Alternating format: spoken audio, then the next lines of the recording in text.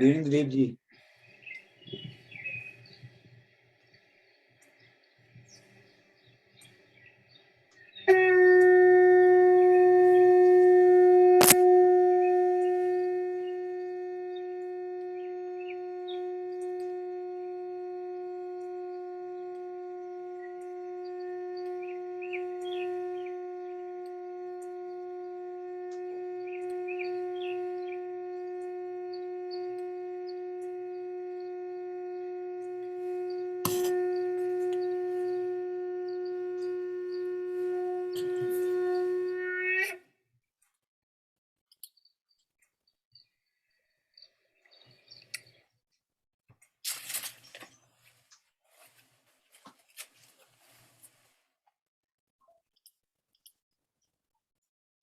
Namaste everyone.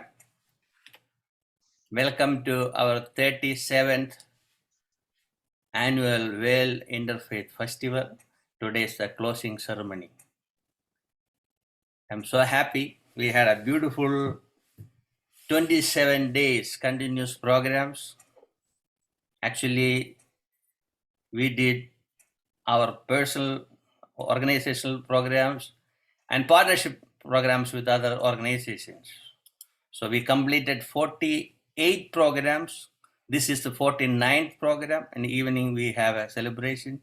That will be 50th event. I'm so happy that so many organizations joined together. We worked together for a month. We listen to each other. We celebrate every single moment in our life for a month. So many great speakers from different faiths and colleges and countries.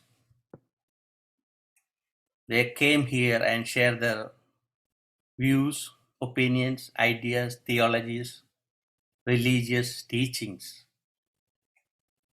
Politicians, diplomats, musicians, dancers, artists, professors, religious leaders, even atheists. That's the best part. I have a great word to say, a big hug and thank you. We'll start with a song by Miss Michelle Delafave, a longtime friend. She performed at the UN numerous occasions, and currently she is part of Well Yoga community. Here I like to invite Michelle Delafave to start and bless us with a beautiful song. I am blessed to be here. Thank you, Guruji, always. Thank you.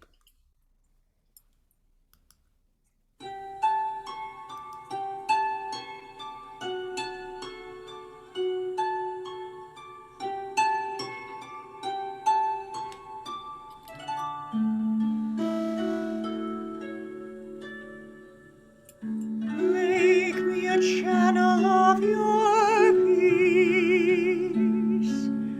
Where there is hatred, let me bring your love. Where there is injury, your pardon, Lord. And where there is doubt, true faith in you.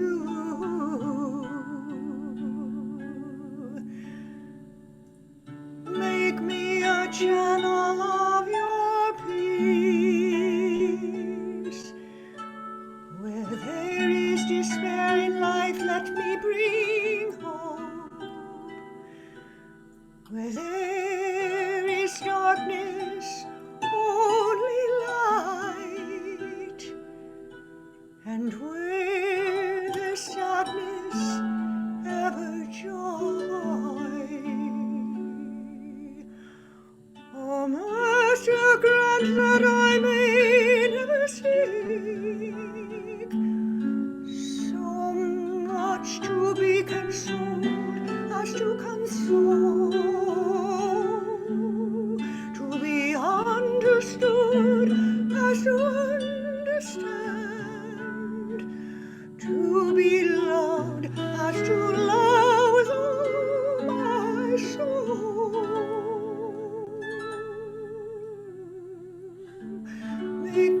the channel of your peace. Where there's despair in life, let me bring hope. Where there is darkness, only light. And where there's sadness, ever joy. And peace and hope and light and love.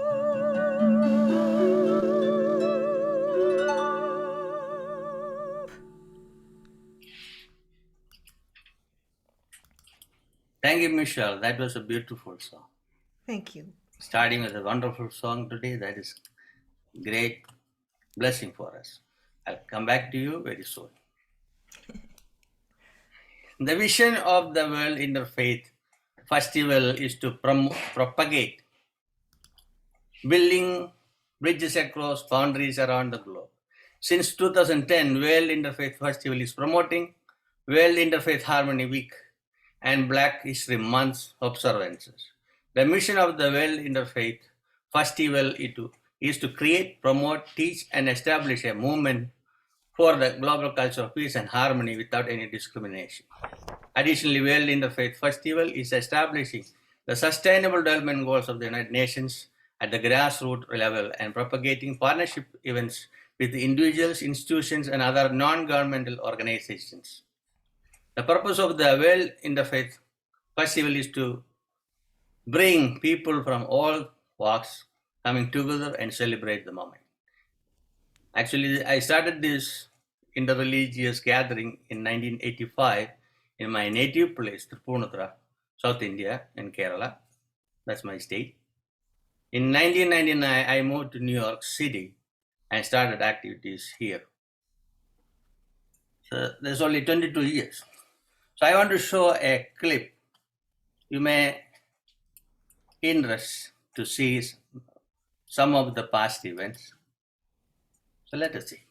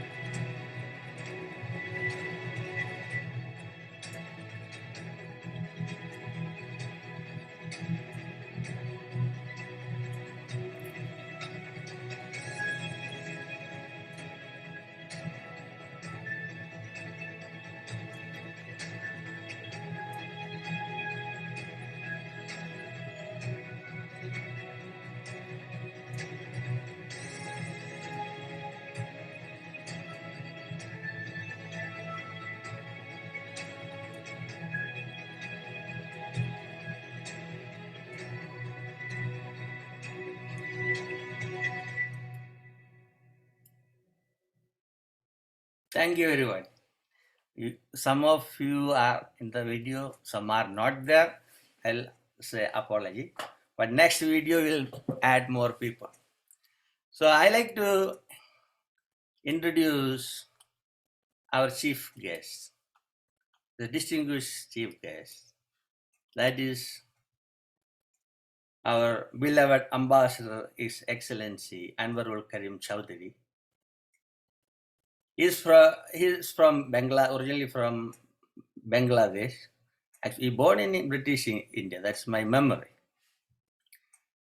Ambassador is a Bangladeshi diplomat, most noted for his work on development in the poorest nations, global peace, and champions the rights of women and children. In a speech he gave in 2005, Ambassador stated, "We should not forget that when women are marginalized, there is a little chance for an open and participatory society." In his role as a leading United Nations Cultural Peace emissary, he said in May 2010 that peace efforts would continually fail until people embrace humanity's oneness. Ambassador was appointed in March 2002 by the Secretary General of the United Nations as Under Secretary General and High Representative for the least developed countries, landlocked developing countries, and small island developing states. In December 2003, Ambassador was designated as the Secretary General of the International Meeting for the 10-year review of the Barbados Program of Action for the Sustainable Development of the Small Island Developing States held in Mauritius from 10 to 14 January 2005.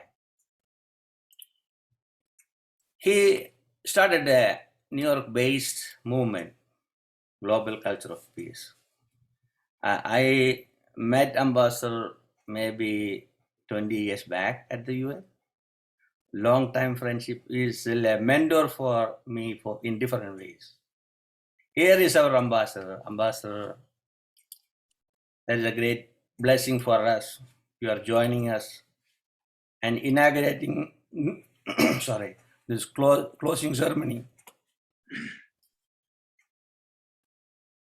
Thank you, Ambassador. Thank you. Thank you very much, Dileep, firstly for the invitation. It's a pleasure and honor for me to join you at the 37th Annual World Interfaith Festival. I think it has always been a pleasure for me to accept your invitations and come and join multifarious activities that you organize over the years. And a reflection of that was seen in the video that you shared with us. Such a delight to see you playing that role and many of our colleagues and friends joining you. And it's a pleasure for me to wish you well as you move forward in the years to come. I should say that it's a pleasure also to see particularly the speakers at this year's ceremony. This is the closing ceremony. You have started on 1st of February and it goes all the way to the last day of February. And so I'm very happy to come and to be invited to bless this closing ceremony. And I'm happy to see my colleagues and friends for many years, co-activists like Audrey Kitagawa is there. I see Dr. Samsi Ali is here, and I see Carl Morrell is here, and I see Hiro Sakurai is here, many of them. And I am delighted that maybe I missed some of them whom I am not seeing in the screen now, but I am delighted to join all of them to bless this wonderful closing ceremony. And as you said that you are here working more than 20 years, 2 decades, and truly we have collaborated on many occasions. We have championed the cause of the culture of peace together.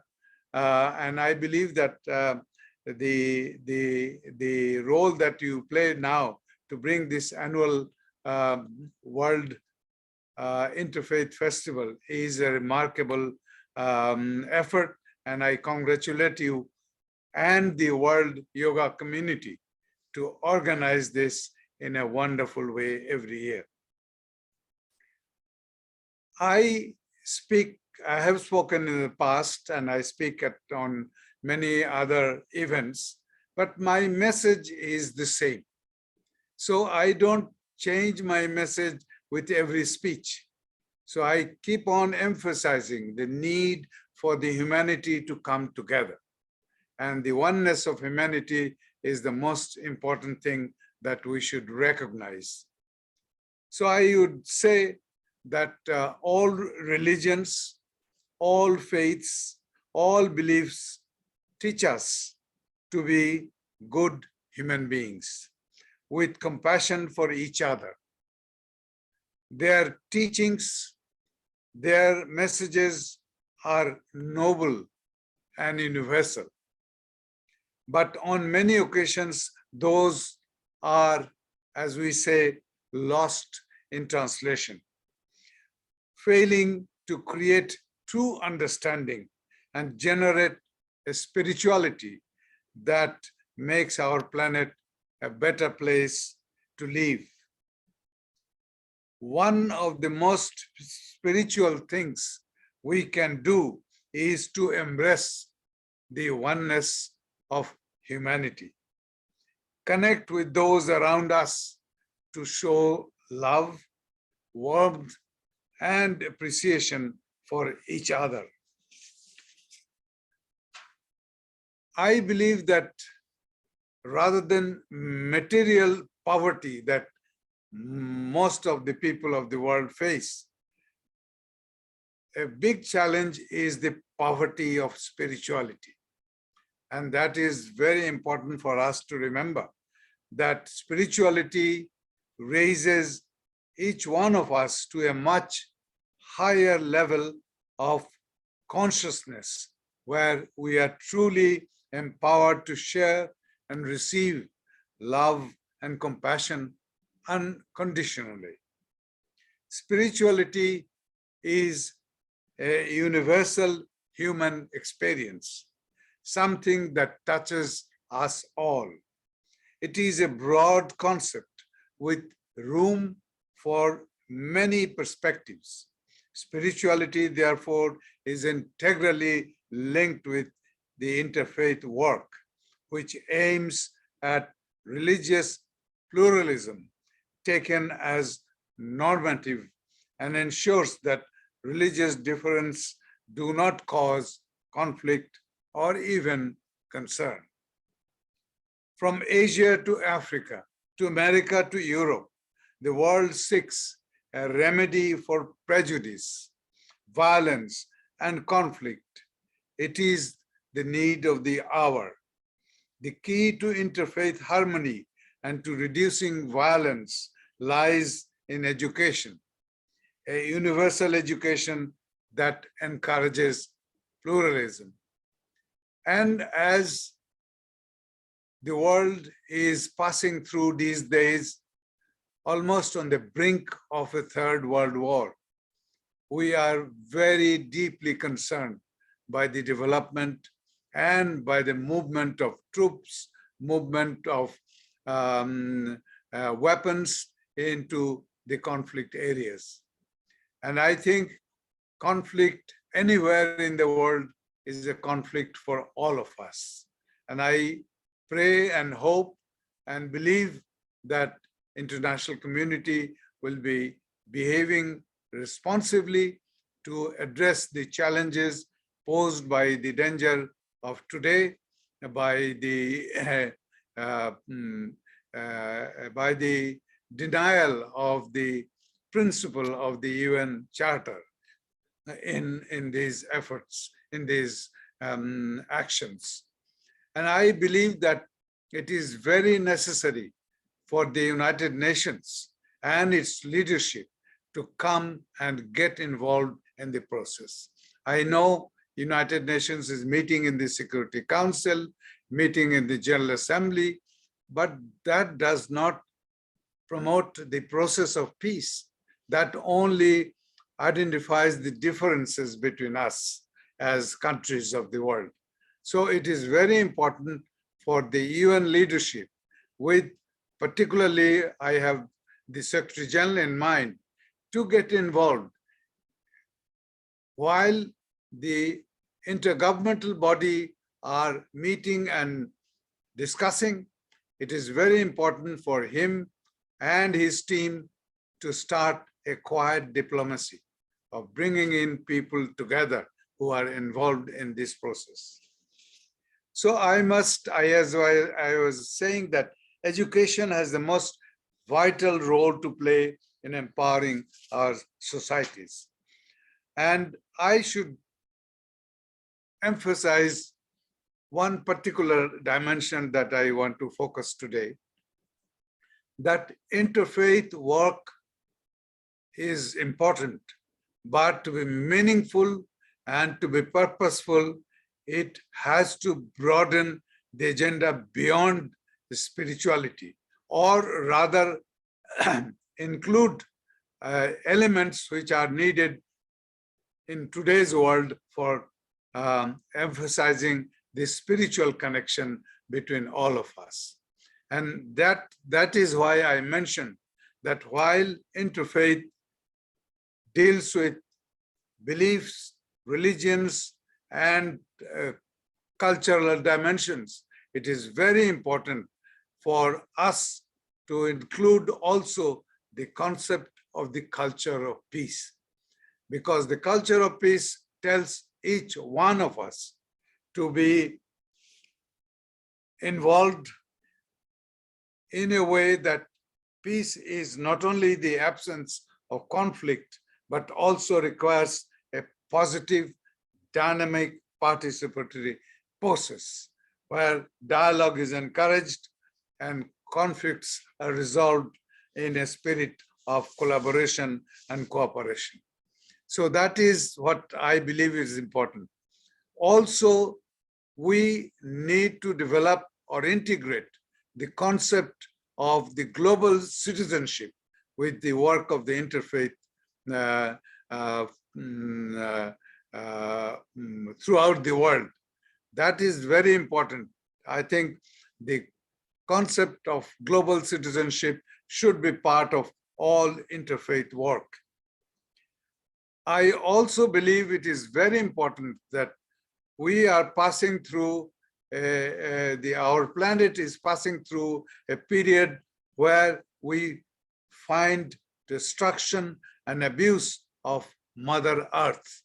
So Mother Earth is a part of the interfaith collaboration that we are thinking of. So I would emphasize, particularly bring in the context of the climate change in your work. Interfaith work should not be only relating to beliefs, faiths, or religions, but it has to realize that our current challenges, humanity's current challenges, focus on these aspects. So taking care of Mother Earth, particularly keeping in mind the challenges of climate change, and then also preservation of the world and its climate, and also the environmental support that we need to bring in the context of our work as interfaith thing. So and also finally, I should say that to broaden the interfaith agenda to include the implementation of the Sustainable Development Goals, because those goals are goals for humanity, adopted by the United Nations and the world's leaders in 2015. And it has a time frame for 15 years leading up to 2030. And it is very important for us to focus on that dimension, that we have global goals for the whole humanity, and we should continue to support the meeting or realization of those goals. And I believe that those goals incorporate the concept of the culture of peace, concept of equality between women and men, and empowerment of women. That involves human rights, that involves global citizenship, and protection and preservation of the global environment. So all these things are important, and I believe that it is important that we should incorporate these work and the enthusiasm for this work in the interfaith work. And I believe that the World Interfaith Harmony Week, which is observed by the United Nations in the first 7 days of February every year. And this festival, World Interfaith Festival, starts on the 1st of February and continues all the way up to the last day. So this incorporates that in an international UN initiative to have harmony among the faiths.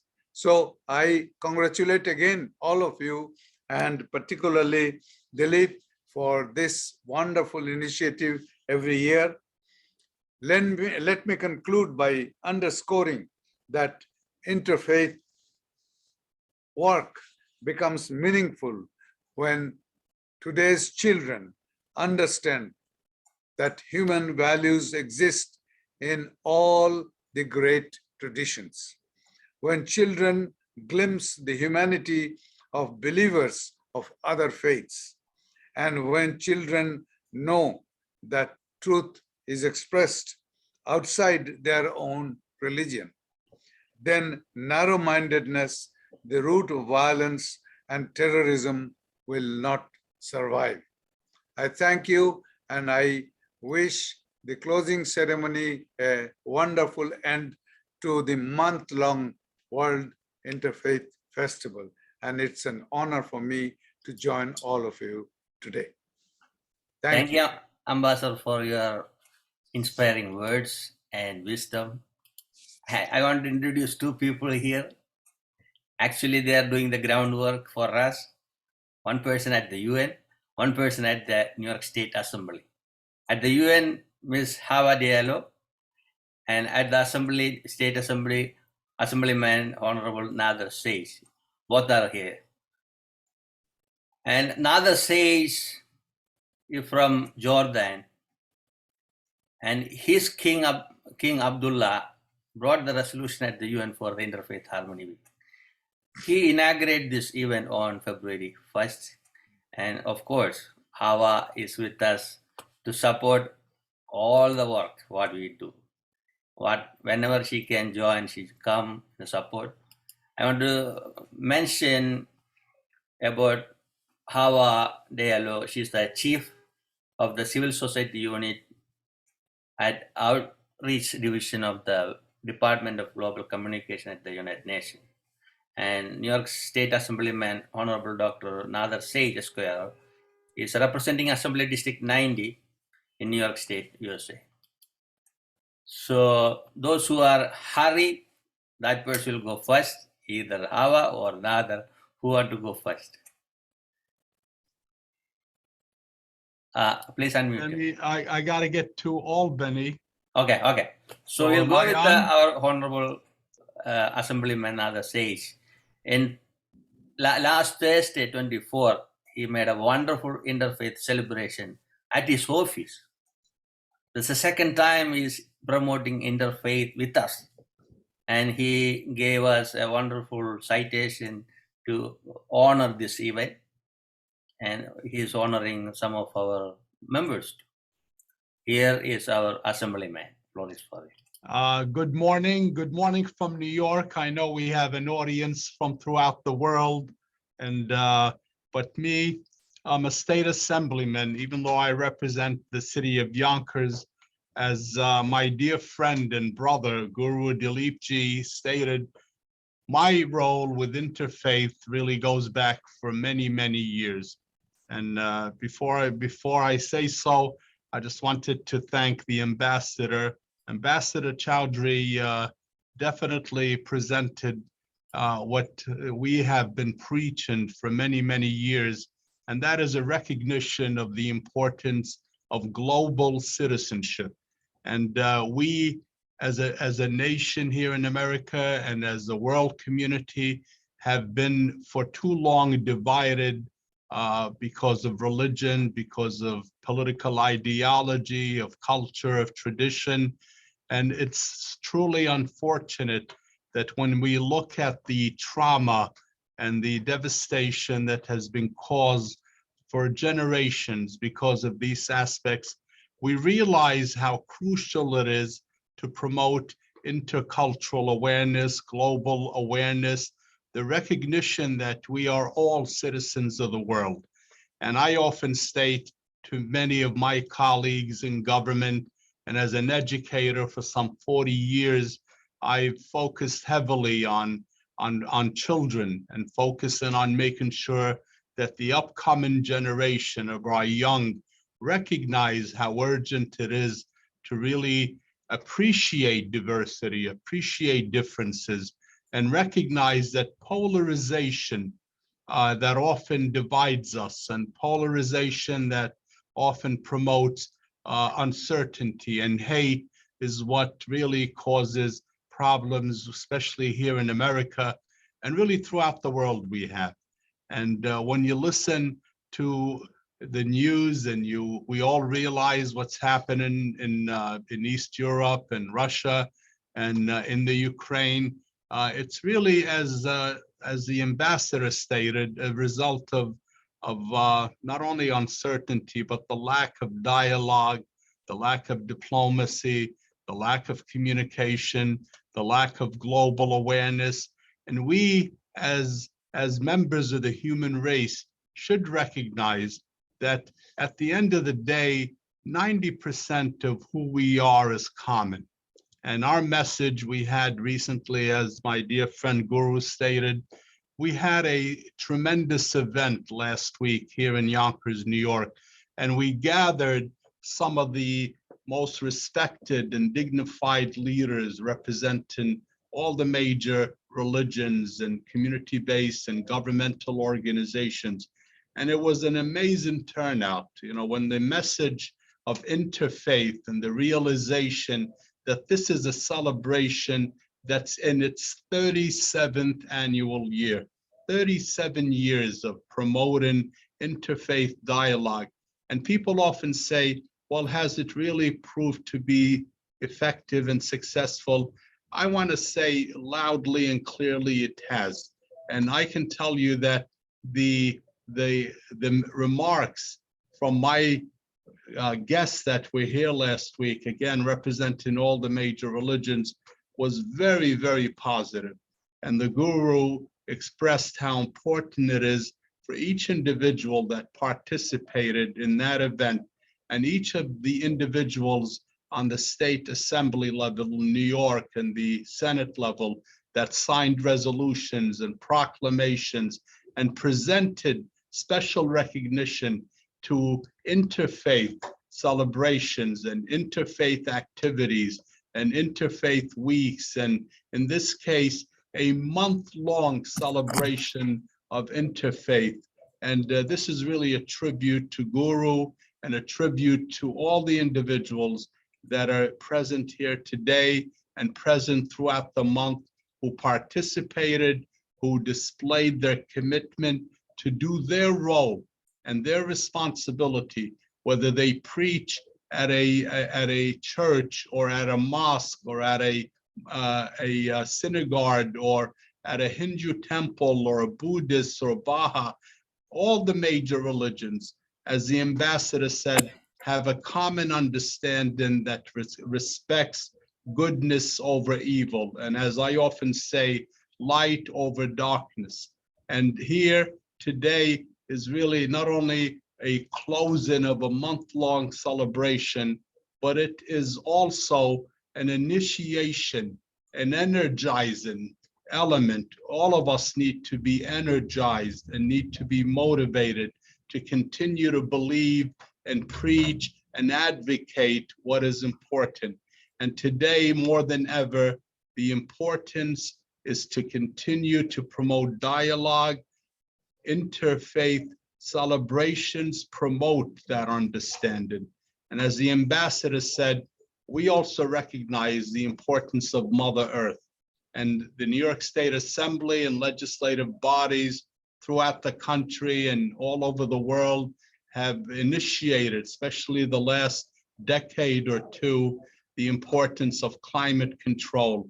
We passed legislation that forbids the utilization of plastics, for example. And people say, well, why is that important? We look at our oceans that are loaded with plastics, and that's not a degradable product. And these initiatives legislatively, the focus on clean energy and worrying about fossil fuels. And yes, we understand the world is complex. We have to deal with the business elements.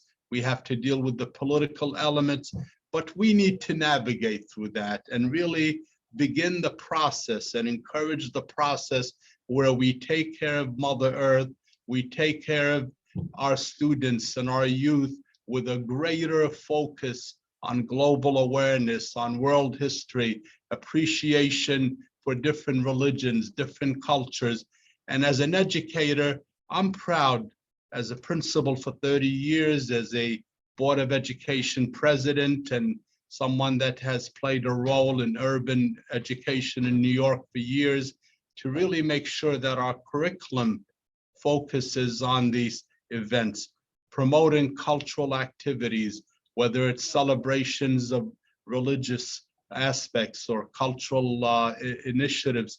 It is these type of events where we can know that our generation of students that are rising, who will become our future leaders, are more tuned in to this global citizenship of the world. And today is very special. It's very meaningful for me as not only a legislator and as an educator, but really I view myself as a citizen of the world. When I look at issues, my focus is how do we resolve the issues? How do we promote the message of goodness to all our leaders? So when they go and they preach to their parishioners or their memberships, that they do so with this understanding of the need for respect for each other. So today, Guru, we're very proud of you. We're very proud of the work. For many decades, you've committed your life to this cause. It is truly a cause, as the ambassador stated, that is not only a worthy cause, it's a necessary, crucial cause for our survival as human beings in this global world and global society. So thank you very much for allowing me the opportunity to be part of the inauguration of this month-long celebration, and especially today, part of the closing remarks. God bless you and maintain that dignity, that determination, and that credibility that you have and every individual here presented today, that will initiate and continue the efforts of world peace, harmony, and interfaith celebration. Thank you very much. Thank you, Honorable Assemblyman, for your great support. So over 10 years of friendship, you made Interfaith is part of our community movement in New York State. You are the founding stone for that one. I had to mention that. And I know even though you had to go to your job in Albany, you spend time for us. That is a commitment, the love I had to appreciate the most. That once you say, I am with you, done. That word is enough. You don't have to get any other email update. you are there. That's the part I love about it. And you support a lot of issues in the education section, in the youngers and the state level and the health group, and people love you. That show how you care about people. I have to say that one. Now I want to invite our beloved Hawa Diallo from the UN. DGC. DGC is the first organization. World Yoga Community became part of it. Thereafter, we have somebody from governor's office and the mayor's office. They will speak. Then we have the music. Hawa is the next speaker. Hawa, floor is for you. Thank you so much. This is a hard act to follow. Good morning, good evening, everyone. Ambassador Chowdhury, such a really wonderful speech. You may not know, but you've really mentored and really influenced a lot of people with your term at the United Nations. From the very start, when I worked in the UN, you may not remember, you did a fantastic online program. This is more than 20 years ago, where we would connect to students. I think it was University of Chicago, and focused on culture of peace. But I know you have mentored and influenced so many young people over the years. So thank you so much for the work that you have done in the United Nations and the work that you continue to do. I really, all the points that you illustrated really spoke very well to me as a UN staff member, but also as a person, as an individual. Thank you so much. And Assemblyman Nader, thank you so much for your words also, and for your passion and motivation. When I hear you speak, I'm proud to be a New Yorker. I'm proud to be represented by somebody like you who really carries this notion of global citizenship, what you talked about, people as one, harmony, and just the role of education. I'm rest assured that you are also influencing many people in Albany and beyond. Thank you so much for the work that both of you do. So I'm, as Guruji said, I'm from the Department of Global Communications, working in civil society work, and I love what I do. I love interacting with all the different stakeholders. It's been a privilege for me to really get to know a lot of the civil society representatives and organizations that support the work of the UN and who multiply the work of the UN. It's so nice to see that video, Dileepji, because there were so many people there that I recognize, even across the screen here today, and on the flyers, I take a look at it. I feel so at home whenever I'm in this community, all these events that are being organized by World Yoga Community. And what can I say? Congratulations. I mean, 28 days. And when I was talking to you, that's about 50 events in 4 weeks. This is like no small thing to do. This is really, I know, the ultimate. It's such a great platform that you could really bring so many people together, diverse cultures, diverse religions and faith, really, for one, common endeavor. So I want to really thank you, Guruji, and then the World Yoga Community and all your partners, of course, for inviting me to speak on this occasion. As I said, it's been really eventful and engaging, and as we've been continuing to recognize and observe the significance of World Harmony Week, I think, which has been elaborated by our first two speakers. And as we reflect on the purpose of World Harmony Week, as well as the time we've spent together these last couple of weeks, and even today, the necessity of really building bridges, as has been mentioned before, becomes really even more so obvious. And, working with civil society, we do our best, especially in my role within the civil society unit of the department, to really work with civil society as actors and to support them in their work, to advance their particular disciplines, but also in support of advancing the 2030 Agenda for Sustainable Development Goals. So I know that organizing civil society advocacy events together with civil society community on topics that are high on the UN agenda, including faith-led initiatives to attain the SDGs, are important, and working in unison to achieve a more sustainable equitable and harmonious world is of the utmost importance now more than ever. Ambassador Chowdhury, pointed out to the current situation that's going on in the world in terms of conflict in certain regions. And it is so important, as you said, Ambassador, that we talk not only about spirituality, but that we focus on these other efforts and combine them, looking at the intersectionality of spirituality and all these different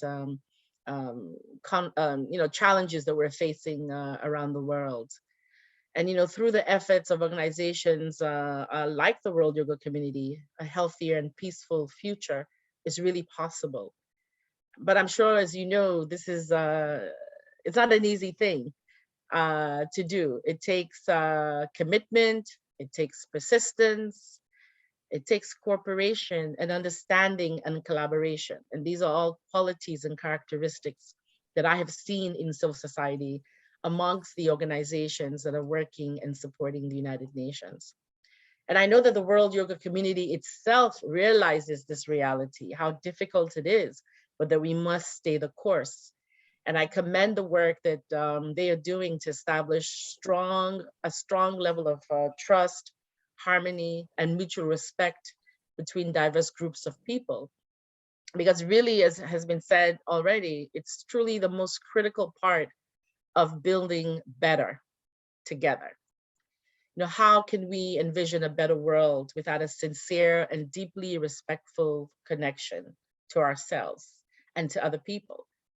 And as has said before, to other life on Earth, to Mother Earth, and really, to the whole planet as a whole. A better world is not possible without this awareness, that love and care for others and for oneself. And honestly, this is something that I have found, in this platform. Whenever I come here, as I said, I feel very much at home. I feel as if I'm learning. I'm originally from Sierra Leone, although I'm proudly serving the UN as a New Yorker, as an American citizen. But I come from by faith. My father was Muslim and my mom is Christian, both practicing. My father is now deceased. But in the home that I grew up in, there was a strong sense of faith, strong sense of spirituality. And that's what really has carried through me, not only in my personal life, but also in the work that I do. And I always say this, that in order to be the best international civil servant, the best worker, staff member of the UN, that I have to have a strong sense of spirituality, faith, respect for other people's cultures, religions. And that to me is really what has given me the passion, the commitment, and the strength really to do the work that I do. So once again, thank you so much, World Yoga Community. Thank you, Guruji. It's always a pleasure. Somehow I can never say no, and I keep coming back, and I thoroughly enjoy myself and learn so much when I'm here. I wish everybody the best in all the endeavors that we're doing to improve the way that we interact and to really live as one, but also how we, individually live within our communities and in the world. Namaste. Thank you so much. Over to you, Guru. Thank you, Miss Hawa, for wonderful words about Value Community and supporting us, all the NGO work. And I know we are working on the International Day of Women. And every year do. Last year, we had an event, 18,960 people join online. I was so, wow. I see the movement happening. So many cultures, they suppress women. And that is changing now, Some countries still, after the war, you see how they treat women so bad. So for our events, we always uplift women.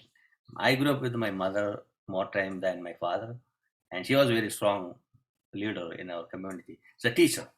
When she walk on the street, people all get up and say hi, and they talk. They come to her, share their problems. I think, oh wow, this is the way she is, So this is beautiful to see the old style of collaboration between people. I'm so happy you are part of this event, and well, your community is ready to serve any community in any level. And I had to say, you already mentioned you are from interfaith family. Yes, me too. My father is from an Orthodox Christian family, and my mom is from a Hindu family. By birth, I am an interfaith person. So this is like a bread and butter for me. So before making the message from mayor and governor, our representatives, I want to start with the music, drumming. Then we will hand over to Rohanji and Sibuji. Micah, are you there? Yes, Guruji, can you hear me? Yes.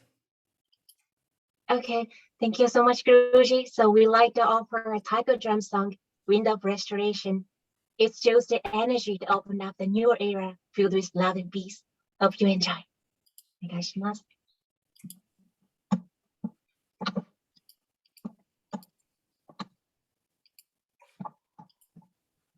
Okay, sorry.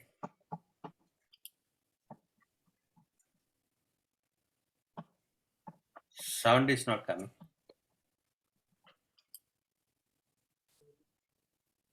Micah. Yeah, makasih.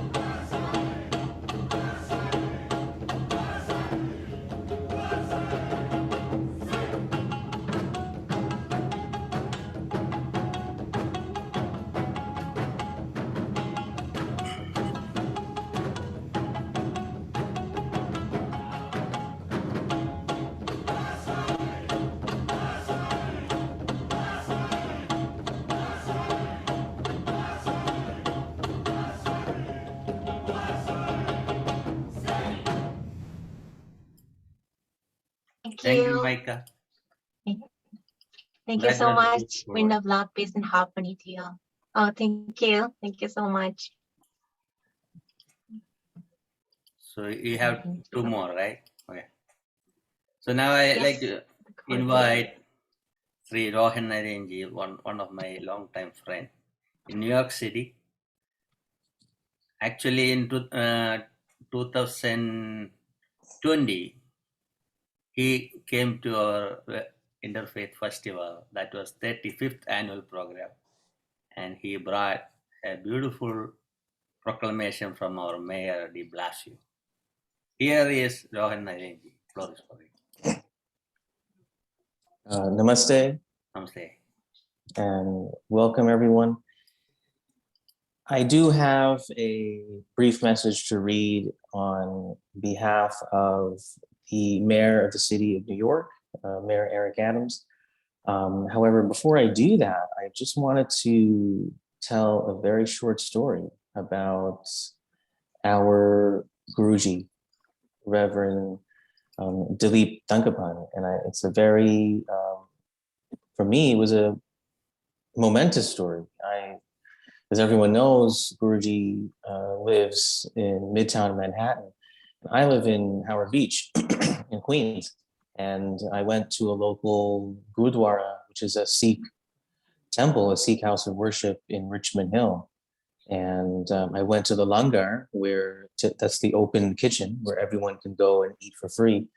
And I looked all the way down in the langar and I thought I saw what looked like to be Guruji. And I said, no, what would he be doing from all the way from Midtown to come to Richmond Hill? And I looked and I looked, and I just couldn't help myself. I just walked up to him and I said, Guruji? He said, yes. And I said, what are you doing here? It was a huge, huge surprise. And he answered, he said, because the food is very good here on Sunday. And I was just, I was blown away, but we both had lunch together and we had a great conversation. We had an amazing conversation. We kind of caught up over at the langar, at the Gurdwara. So I just wanted to say, Guruji, you told me there nothing is coincidence. And that was such a momentous occasion for me there to see you. So thank you. Dear friends, it is my pleasure to welcome everyone to the closing ceremony of the World Yoga Community's 37th Annual World Interfaith Festival. New York City is the proud home to residents who hail from every corner of the map, speak a multitude of languages, and represent a wide array of backgrounds and beliefs. This remarkable diversity is the source of our singularity and strength, and it lends us endless reasons to celebrate.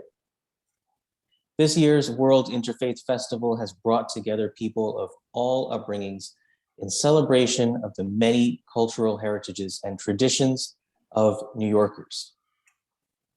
For nearly 4 decades, the World Yoga Community has used this festival as an opportunity to unite and uplift our residents through its mission to promote sustainable development and global partnerships between people, institutions, and non-governmental organizations across the globe.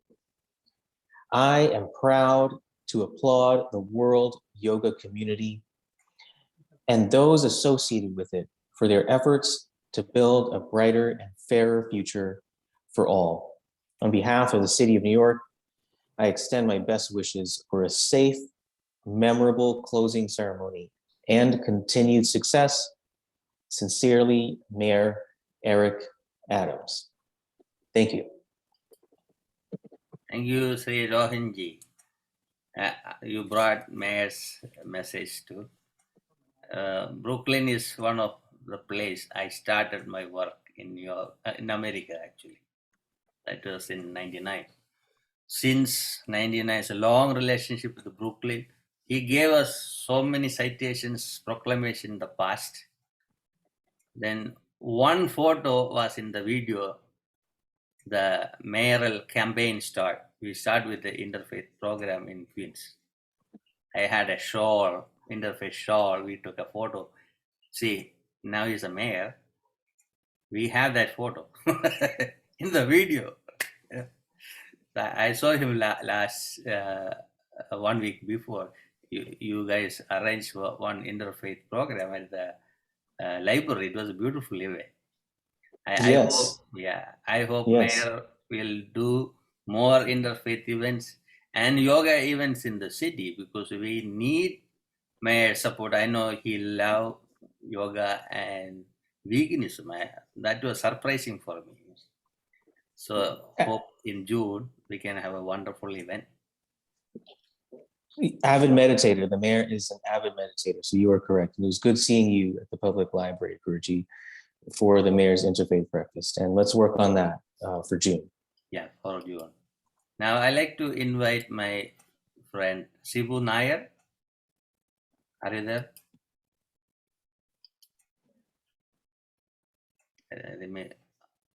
Okay. I didn't see his on. Then I had to invite Reverend Dr. Frank Hoffman. He is the founder of the 12 Gates Foundation, and he's the president of it. Additionally, he is a longtime friend and advisor to the Value community. Dr. Frank Hoffman, floor is for you. Thank you very much, Guruji. Am I audible? Yes. Good. I want to speak only extremely briefly this morning, because today is due for nothing other than to congratulate you. You have done a massive, and in my eyes, an historical piece of work.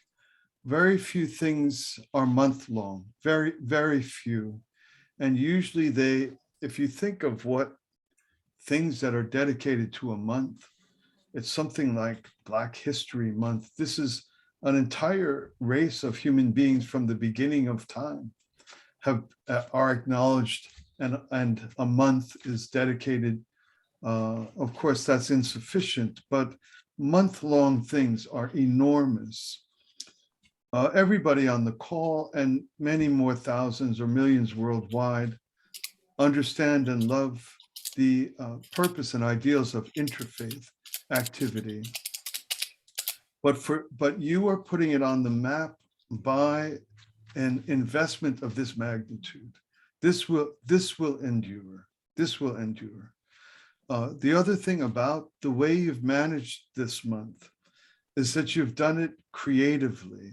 You've done it, first of all, you've done it with great seriousness and great commitment, but never with any weight because of the lightness of your spirit and personality. But you've done it creatively so that it didn't drag on. It wasn't being done just to get through the month so that we can call it a month. Every single day, you had something inventive, something interesting, something engaging.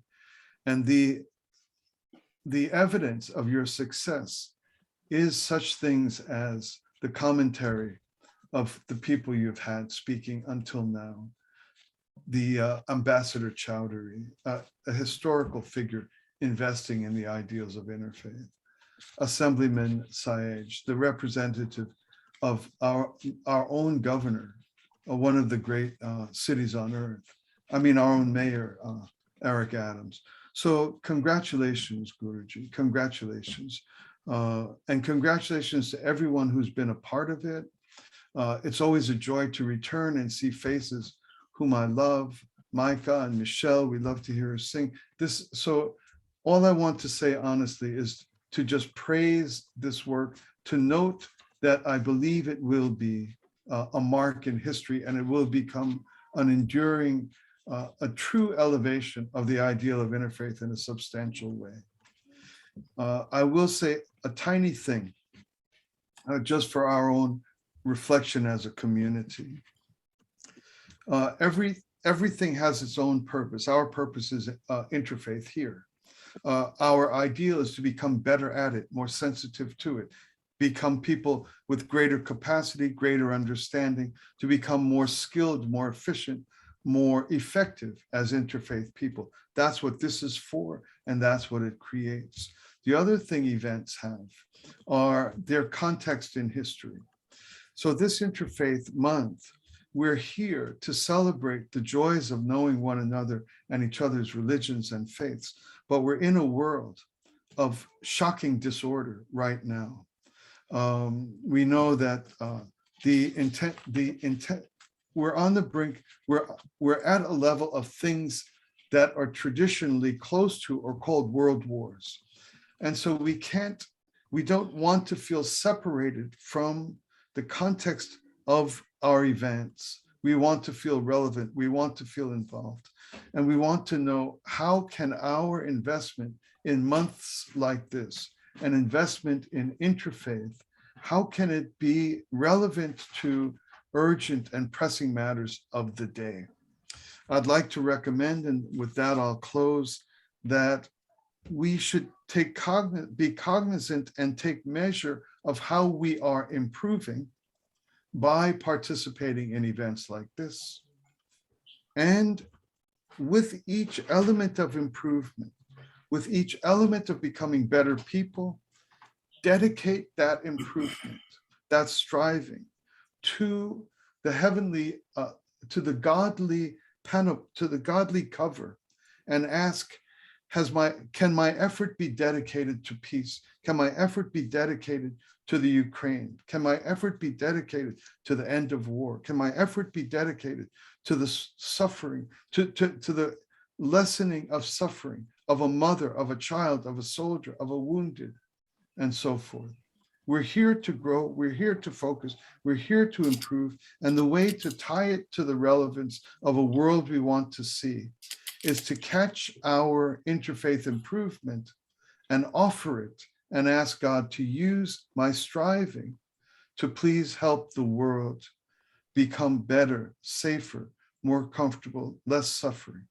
Dedicate out the investment of something like you've done here, Guruji, and ask God to please make it a tool, make it a balm to end the suffering when things are as intense and problematic as they are now.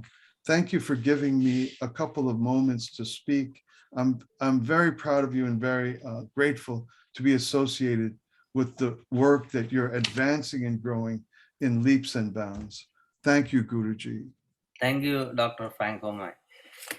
I'm so happy that you are able to join today. I know you did interreligious, interfaith work for so many decades. Even I know you before we met. I know you from India, right? So that is a great blessing for me, having friends like you walk together in spiritual world. Thank you. Thank you so much.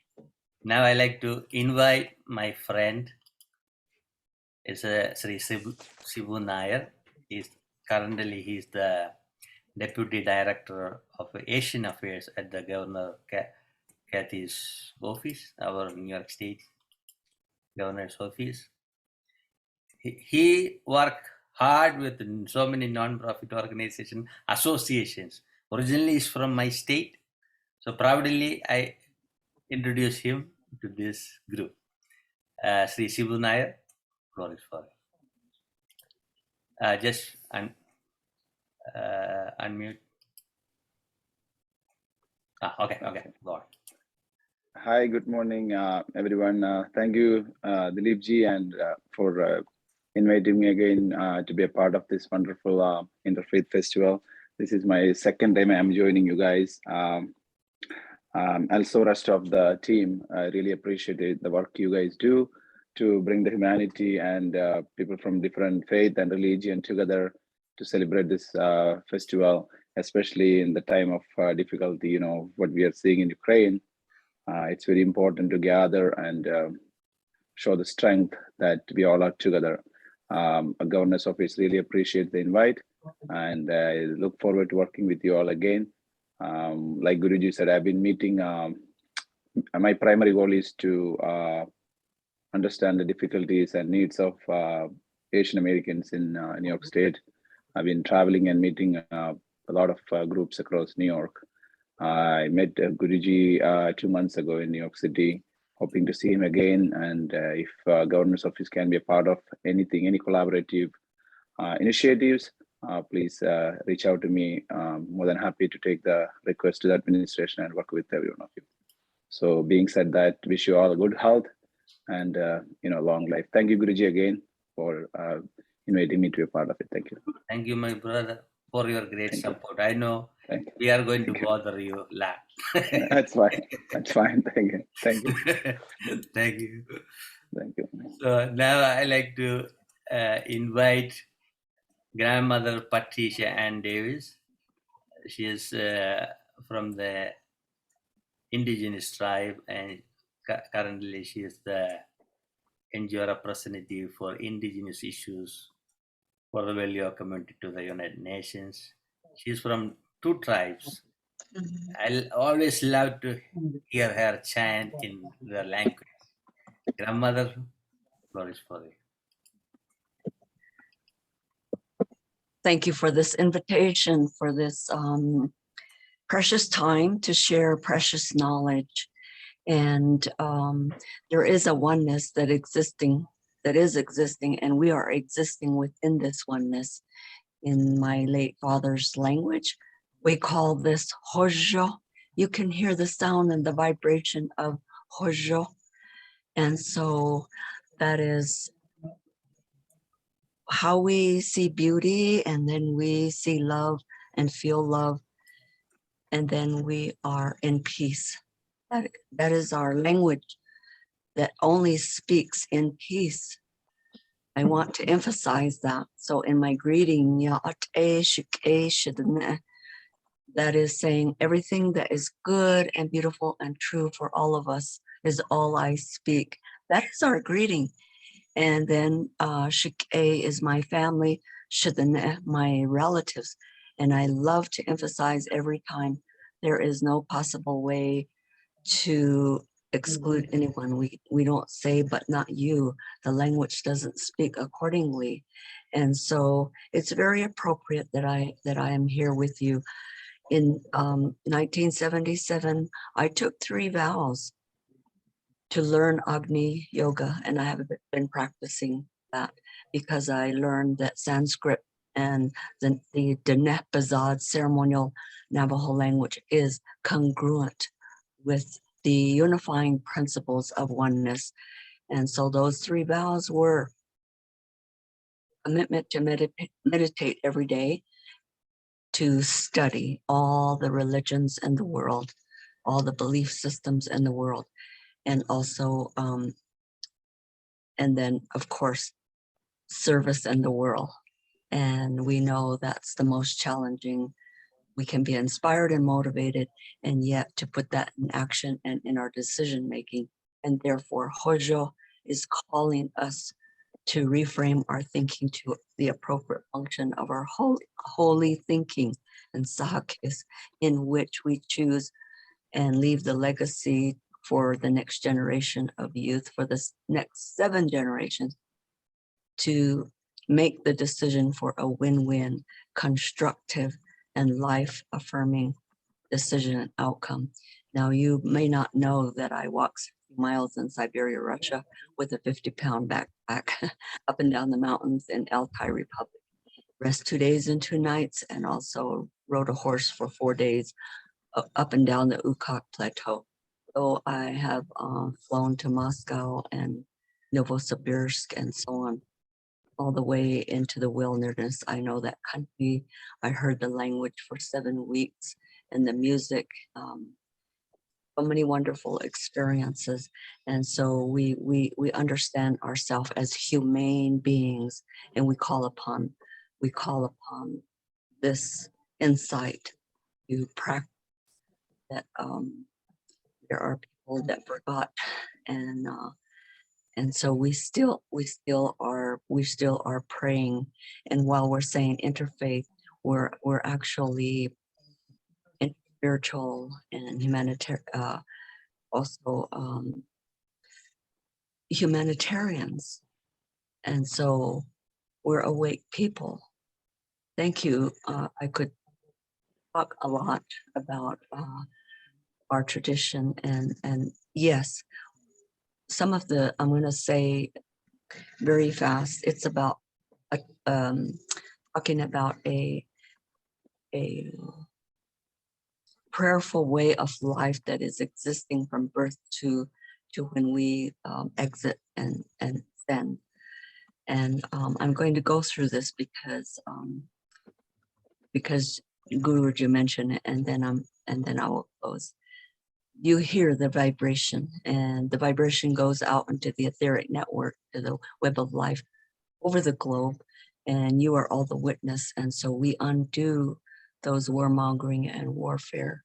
We take down, dismantle, we deconstruct those crystallized thought forms with this, because you know that the Navajo code talkers out in World War II, because we're not in that vibration. So here we go. Nahasan Hima Jonah A Yadilkil Hashtel Hashe one Yahat Shajaat Shatat Dian Ha Ashat Ah Nahakos Ehozendo Kesto Nahat Azil Ado Ujojik Inna Sehasen Hojana Hasli is a way to say that we're all connected, and therefore the affirmation of Sa'an Nalai Bik Hojon Tardin Ek Eschin Tardin Atin Tardins Naantin Tardin Sod. These are all the path, the teaching, and the words of peace in a prayerful life. And then also the ending for direction from east, south, west, and north, because that represent white people, indigenous people. We say red people, yellow people, black people. Literally, we're actually a jewel born in the holy circle. Therefore, Hojo Nahasli, Hojo Nahasli, Hojo Nahasli, Hojo Nahasli, Ahyahat. Thank you, my family, my spiritual relatives. Like 39, 40. Thank you, grandmother, for your great blessings and long time support to Value community and all of our work. And I had to give a big hug and thank you. Now we'll have a short video clip for a dance, then I'll invite the next speaker.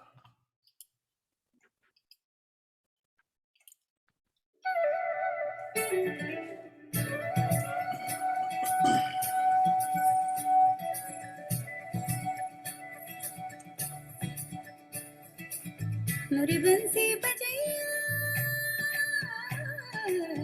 नगराला Kanhaiya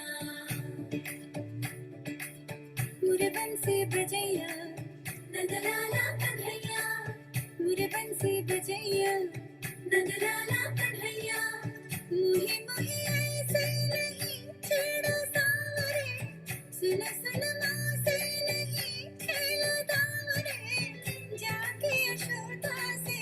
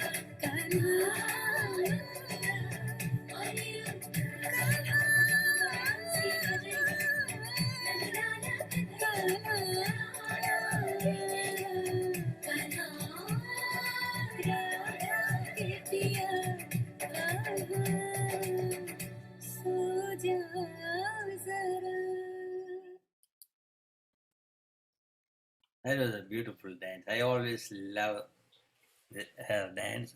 She's Prakriti from Nepal. Now I like to invite Morgana Sito. She's from Netherlands. She's a trustee of the URI, one of the NGO at the United Nations. Last day she gave a message about the issues going on in the world last 1 week. They're very pathetic. Our leaders cannot control this in 21st century.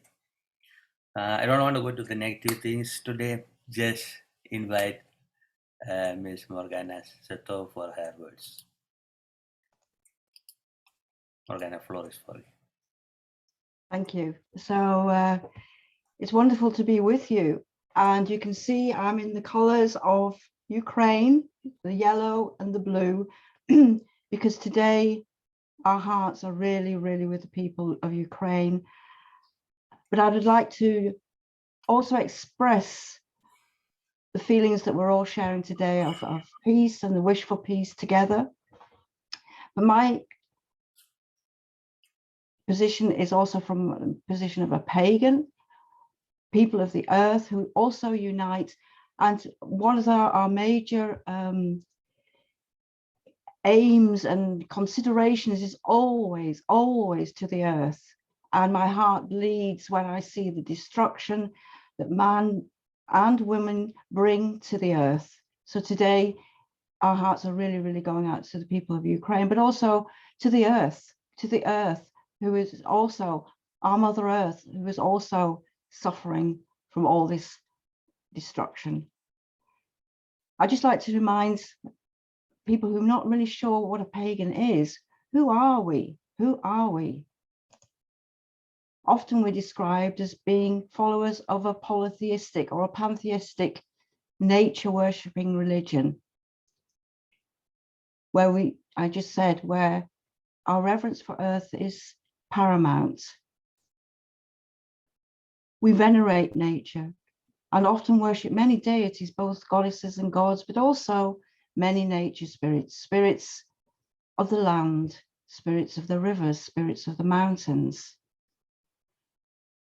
It's sometimes personified as a natural feature, as a mountain or a lake or a spring or a guardian divinity, such as the goddesses, Athena, the goddess of Athens. We recognize that there are deities, and in Ukraine, one of their deities is Berinya.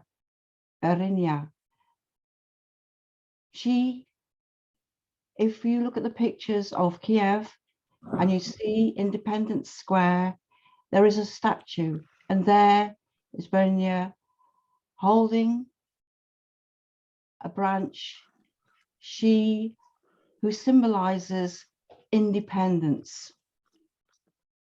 So we say even today in Europe, the word Europe comes from the goddess Europa.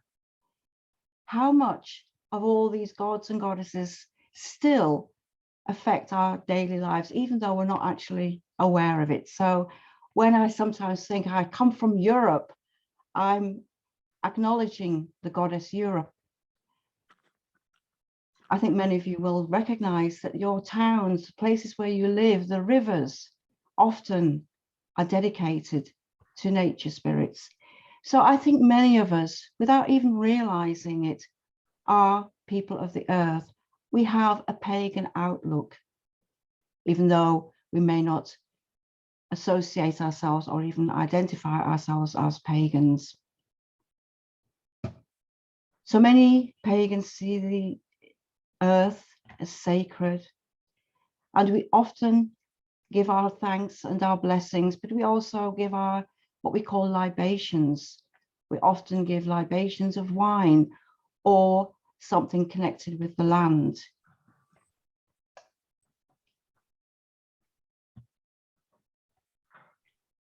Our gods and goddesses bring us together as a community of individuals, but then we become a group spirit. And together we can, as a group spirit, also, like the indigenous people, join together because we are all connected. We are never, ever alone. And yet in the West, we've lost this connection. And many of us really find it difficult to reconnect. But today, I would like to offer you a way, especially for those in the West who are also part of this meeting, to think about our old gods and goddesses.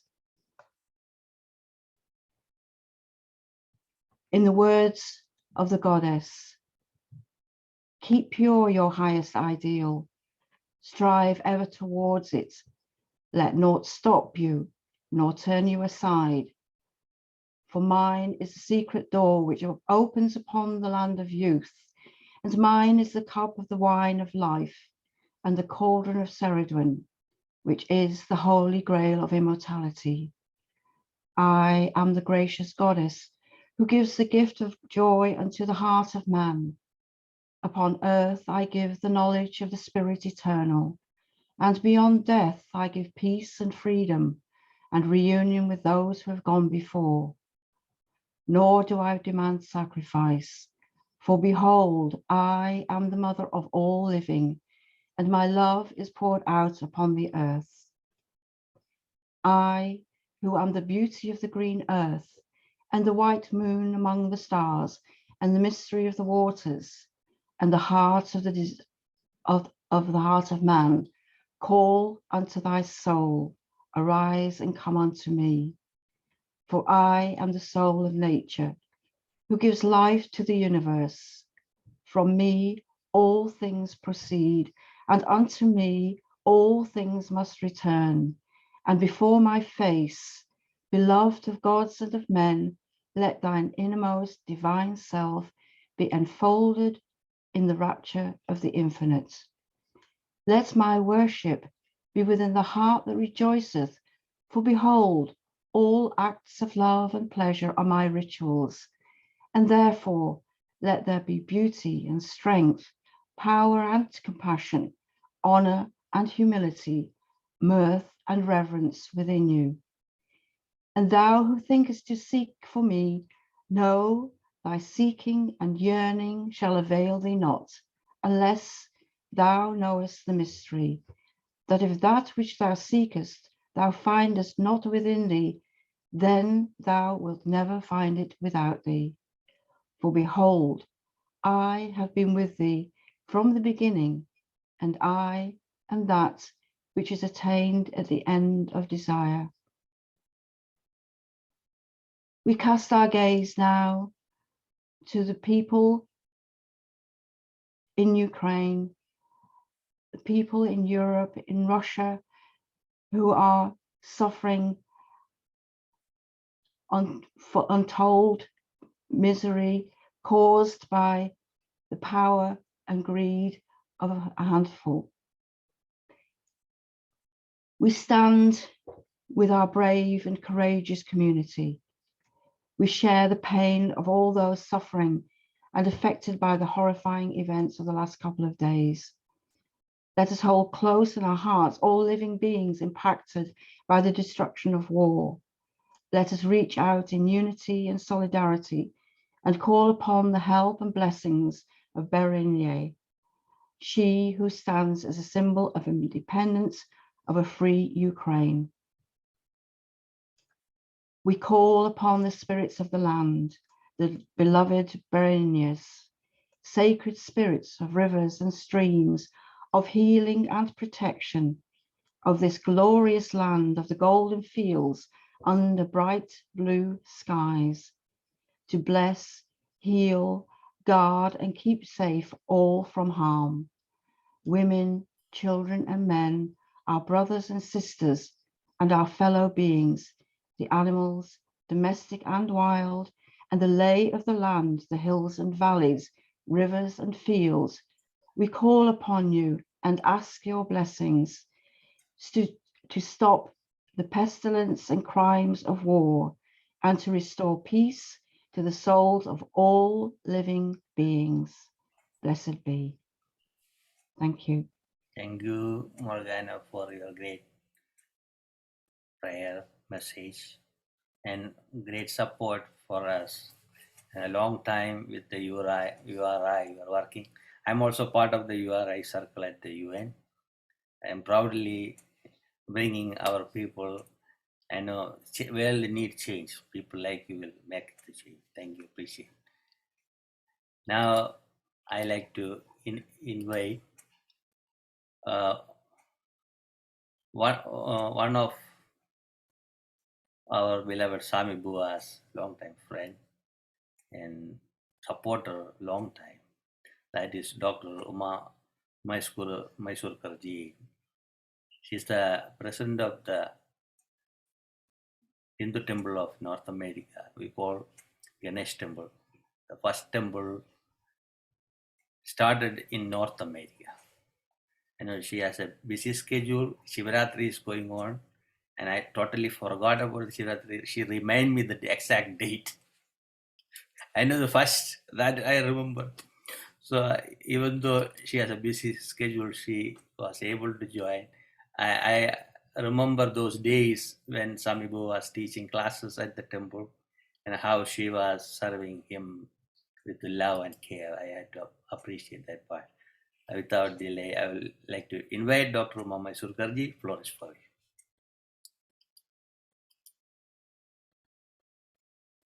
Thank you very much, Guru Dileepji, for inviting me to this very distinguished interfaith meeting in these troubled times.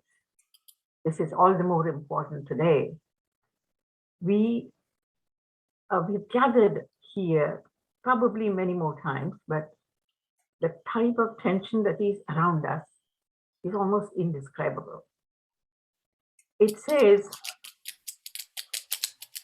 we all believe in God. There's one God. We follow this path in different ways, but it is ultimately that God who directs us what is best for you, for me, and for the rest of the world. When the participants like us have a deep understanding of our own religious tradition and are willing to learn and recognize the richness of other religious faiths and traditions, constructive cooperation can take place between the groups from different paths. And there is also power in believing that there is God in each of us. As I was hearing my previous speaker about the conditions, what's happening in Ukraine and that part of the world, it is simply heartbreaking, heartbreaking. When you just sit down and take a deep breath and you wonder, my God, what a suffering for those people. And this is totally uncalled for. But I think we must not give up hope. And I think we must continue to pray and pray really hard, because there is that God Almighty who will shower his grace and show us the right path and give them the relief that they're all looking for. I would like to not take too much time since I'm also busy, or many of you have to still speak. I just want to conclude with a small prayer. Asato ma sadgamaya, tamaso ma jyotirgamaya, mrityor ma amritam gamaya. Om Shanti, Shanti, Shanti. Lead me from unreal to real. Lead me from darkness to light. Lead me from death to immortality. Om peace, peace, and peace. Thank you. My best wishes and regards to each and every one of you. Namaste. Thank you, Ji, for your short and sweet message. You always like on time, care about the time. I appreciate all of your service to the community. I Thank you. know a long time, over 22 years, I'm watching all this stuff. Appreciate it. God be with Useful, all of us. Thank beautiful. you. Thank you. Thank you. Now, I like to invite Rabbi Stuart Paris, that is my rabbi, who ordinate me as an interfaith minister through the All Faith Seminary. Is the current president. The All Faith Seminary is founded by Rabbi Joseph Gelberman. He was a Holocaust survivor. My close friend. We did so many events together with the Rabbi, Baba Jain, Swami Bua, in different parts of New York. The Rabbi, floor is for. Namaste, my brother. Can you hear me? Namaste. Yeah. Yes. Namaste. I would like to talk about three things today, briefly. I'd like to talk about fear and faith first, and then I'd like to talk about peace. These are very difficult times in our world. As we know, there's a terrible war going on that hopefully does not escalate and bring in other countries, and hopefully it comes to an end quickly. So the first thing I'd like to express is the concept of faith and fear. They are together, but they can never live together. One cannot live without the other. One cannot live with the other. So if we have fear, we cannot have faith. If we have faith, fear cannot exist. Fear is probably the greatest sin that we can perform, and faith is the cure for fear. We have a beautiful prayer in Judaism that we recite at every service. It's the Adon Olam. It's a very, very old prayer. It's quite beautiful. And the last stanza is what I want to focus on, which talks about fear and faith. It actually says, I'll say the English so that everybody will understand it, and then I'll teach the Hebrew. It says, in her hand, I deposit my soul. With my soul, I deposit my body also. In his hand, I deposit my soul.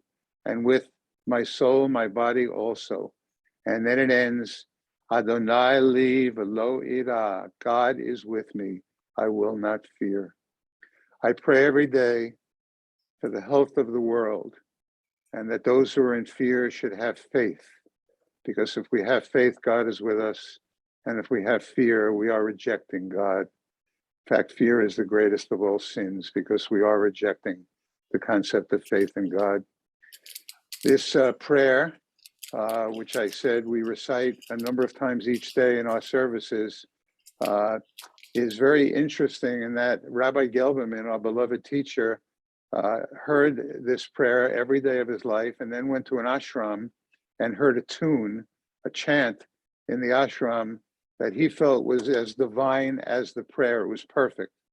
And it went like this. Adonai li velo ira. What he heard first was Om Namah Shivaya.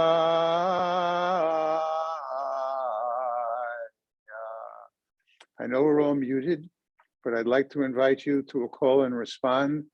The Hebrew words are Adonai, God, Li is with me, below, and I will not, Ira, fear. Adonai li velo ira, please respond. Adonai li velo ira. Adonai li Eloira. I'll do it again. Please join me and respond.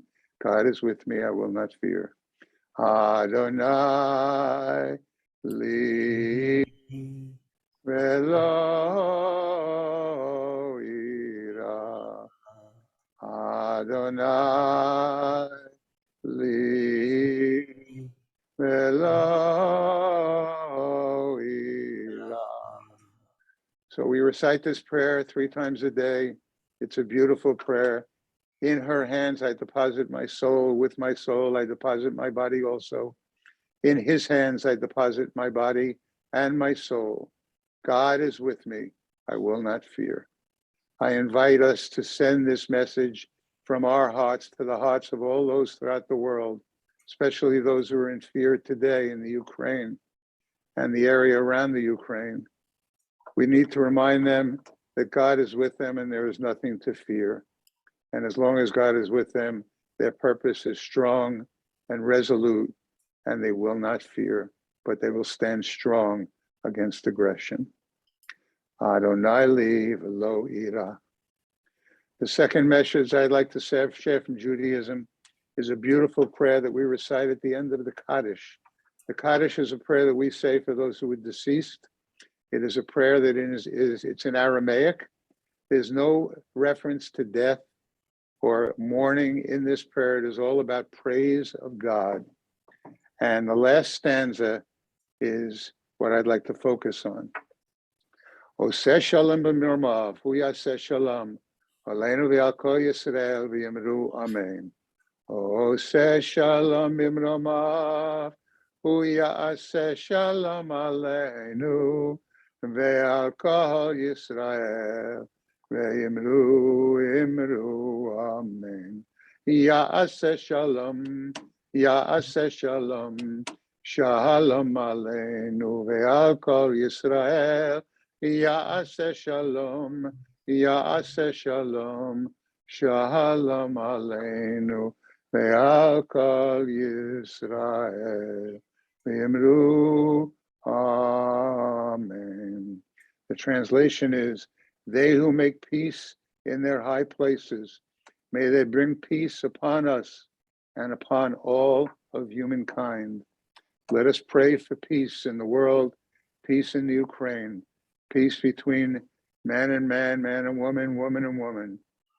Let us remember that God loves us and teaches us that we need to love each other as we are created in God's image. Let us remember that, especially countries that are at war with one another for no reason at all. Also, finally, let us send out our special prayers to those in the Ukraine who have fear, who unfortunately do not have peace at this time. Let us join our hearts with theirs as they defend their country, their nationhood, and their ability to choose. Let's bless them. Let's bless ourselves with choice, faith, and peace. Amen. Namaste. Om Shalom. Thank you, Rabbi, for blessing us with your wonderful prayer as usual and being part of the Value community at Dewey Board. I love you, my brother. Thank you. Thank you, Wilmington. Appreciate it. I know you have an appointment very soon to go. I do. Now I like to invite Michelle Delafay for a song. Thereafter, Dr. Anba Nani will speak. Michelle, floor is for you.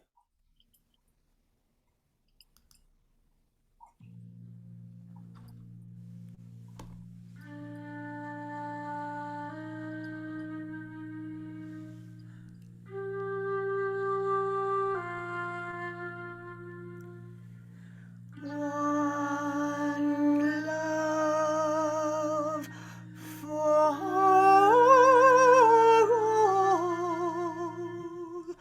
one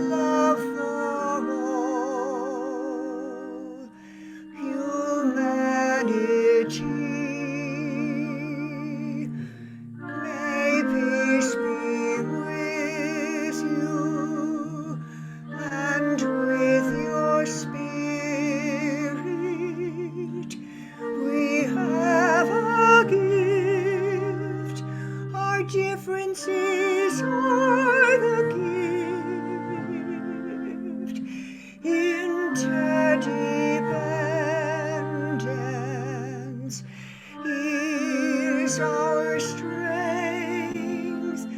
Pray for the world.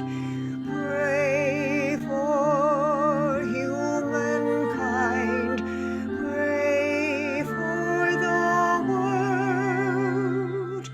Pray for peace on earth.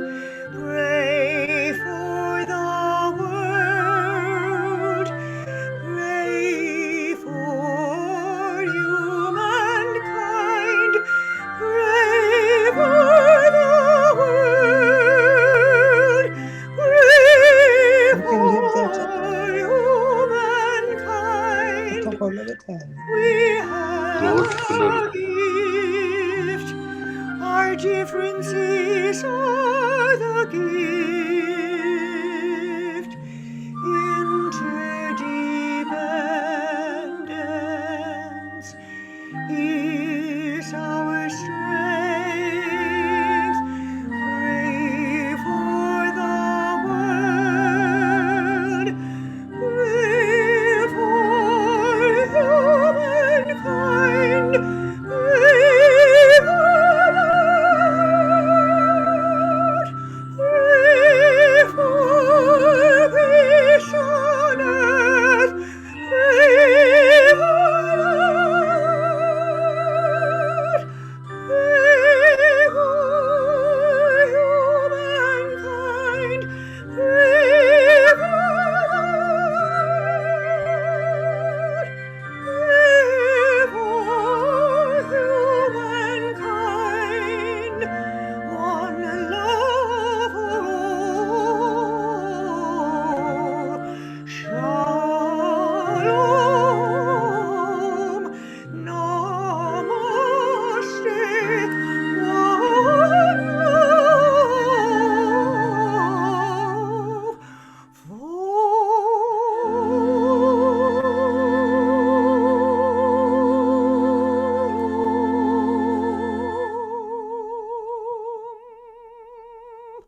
That was a beautiful music, Misha. And I like the background, all the interfaith symbols are there. Thank you. I'm honored to sing. Thank you. Thank you, thank you. Now I like to invite my brother, Dr. Ananda Balayogi Bhavanani from Pondicherry. He is the member of the National Board for Promotion and Development of Yoga and Naturopathy at the Ministry of Ayush, Government of India. Ayush means Ayurveda, Unani, Yoga, Siddha, Homeopathy. There is a section in India to promote a natural lifestyle. He is working hard, not only him, his entire family, and their generations, that's what I'll say. Here is my brother, Yogacarya Dr. Anand Balayoga Bhavanani. Floor is for you. Namaste, Vanakkam, Swagatam, Bonjour, Buongiorno, Buonasera, Buonanotte, Huya, More, Moreda, Kio Ora, Salamat Pagi, Salom, and welcome, welcome, welcome, and greetings to each and everyone who's here. Thank you, Guru Dileepji, for this wonderful coming together of humanity. Humanity thrives in oneness. We fall when we are divided. When we come together in the spirit of oneness, we rise. We rise in spirit. We rise in consciousness. We rise in energy. The small ego always wants to divide, because the ego believes in division, thinking that ultimately it will be the top dog. It will be the rat that wins the rat race. But even if you win the rat race, you are still a rat. In a dog-eat-dog world, if you are the top dog, you are still a dog, not a human being. We humans have the power of choice, the superpower of being human. When we choose the evolutionary path, when we choose the righteous path, when we choose the path of nobility, we truly manifest the highest aspects of humanity. One of the most beautiful Upanishads, the teachings of ancient India, the largest Upanishad, Brihadaranyaka Upanishad, in its first Adhyaya and the fourth Brahmana tells us, Dvitiya Dvai Bhayam Bhavati. From duality comes fear. From divisiveness comes fear. When we can see the oneness that lies with all of us, we all share the same spirit.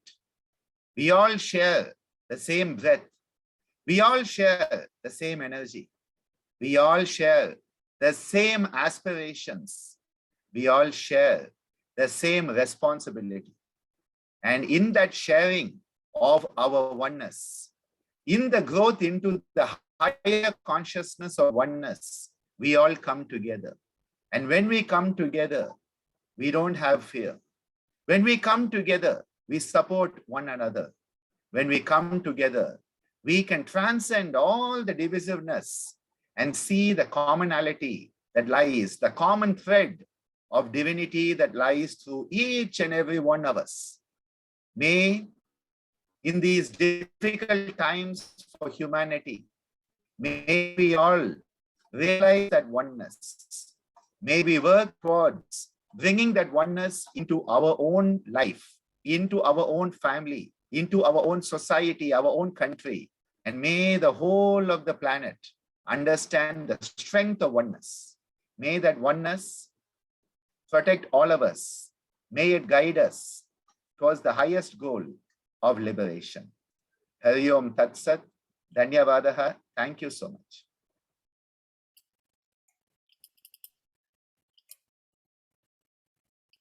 Thank you, Ji. Do you have a song? I was half expecting that. As you mentioned earlier, tomorrow we celebrate Shivaratri, tomorrow night. In 24 hours from now, we will be performing our mass Shivaratri, and I loved our Rabbi who so beautifully brought in that Om Namah Shivaya into the chanting today.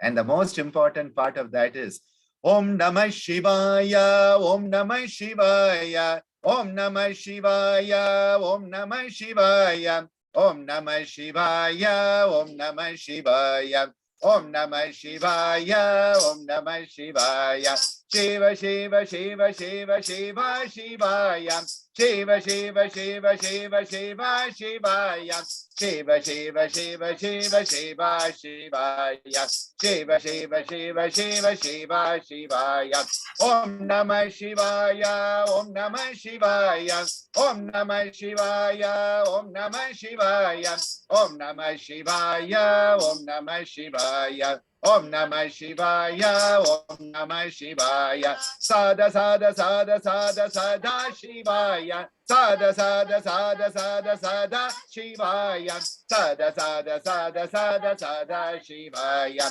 Sada Sada Sada Sada Sada Shivaya, Yoga Yoga Yoga Yoga Yoga Shivaya, Yoga Yoga Yoga Yoga Yoga Shivaya, Yoga Yoga Yoga Yoga Yoga Shivaya, Yoga Yoga Yoga Yoga Yoga Shivaya, Om Namah Shivaya, Om Namah Shivaya, Om Namah Shivaya, Om Namah Shivaya, Om Namah Shivaya, Om Namah Shivaya, Om Namah Shivaya, Om Namah Shivaya, Om Namah Shivaya, Om Namah Shivaya, Om Namah Shivaya, Om Namah Shivaya, Om Namah Shivaya, Om Namah Shivaya,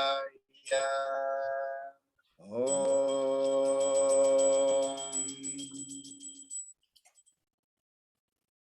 I had with me Devasena giving accompaniment. Oh, from she's the there. side. Just to hello, sir. Yeah. Namaste from Namaste, Devasena. namaste. Namaste. My better half. My better half. Namaste, everyone. Nice to see you all. You- Happy Shivaratri. Happy Shivaratri. Thank you, Di. Thank you. Appreciate. I have like a full day program. I remember in 2019, I came to Shivaratri and spent time with your program. That was the a whole beautiful night day. program with chanting and pujas and carrying the lingam from the ashram to the beach, where the mud lingam is put into the water to merge once again with nature. Because the power of nature is such a supreme power that protects all of us.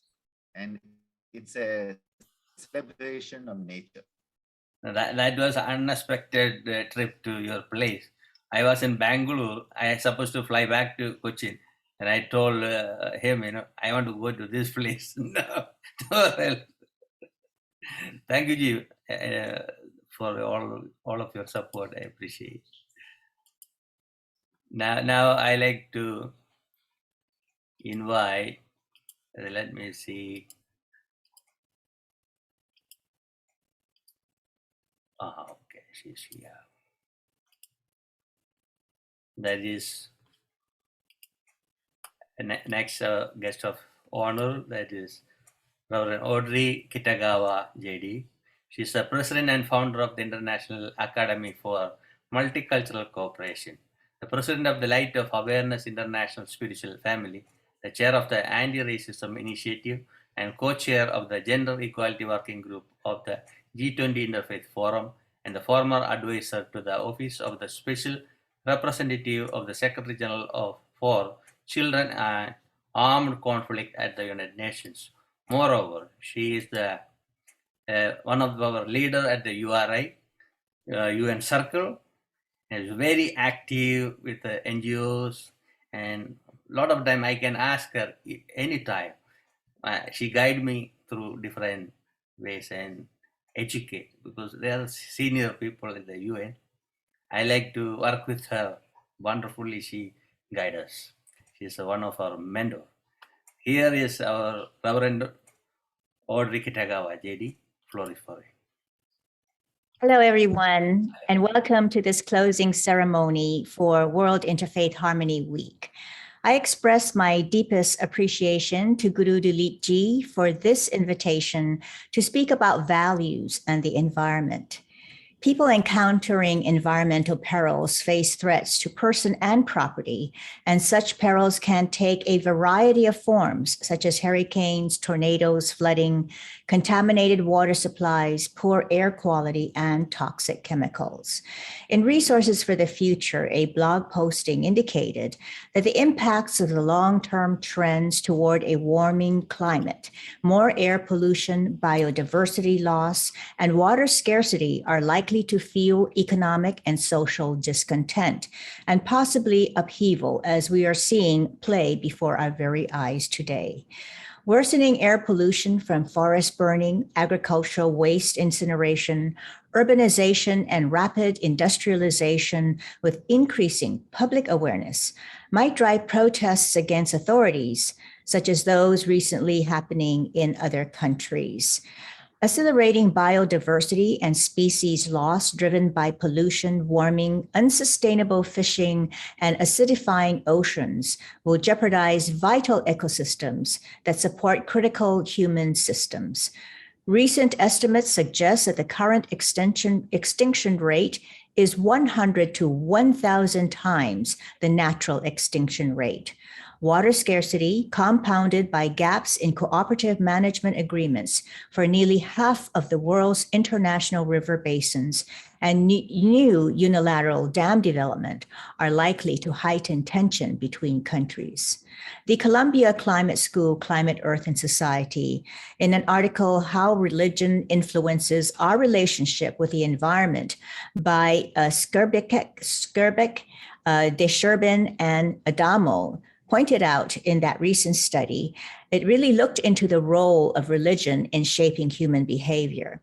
And religious change can affect social cohesion, consumption trends, and willingness to pay for climate change mitigation and adaptive initiatives.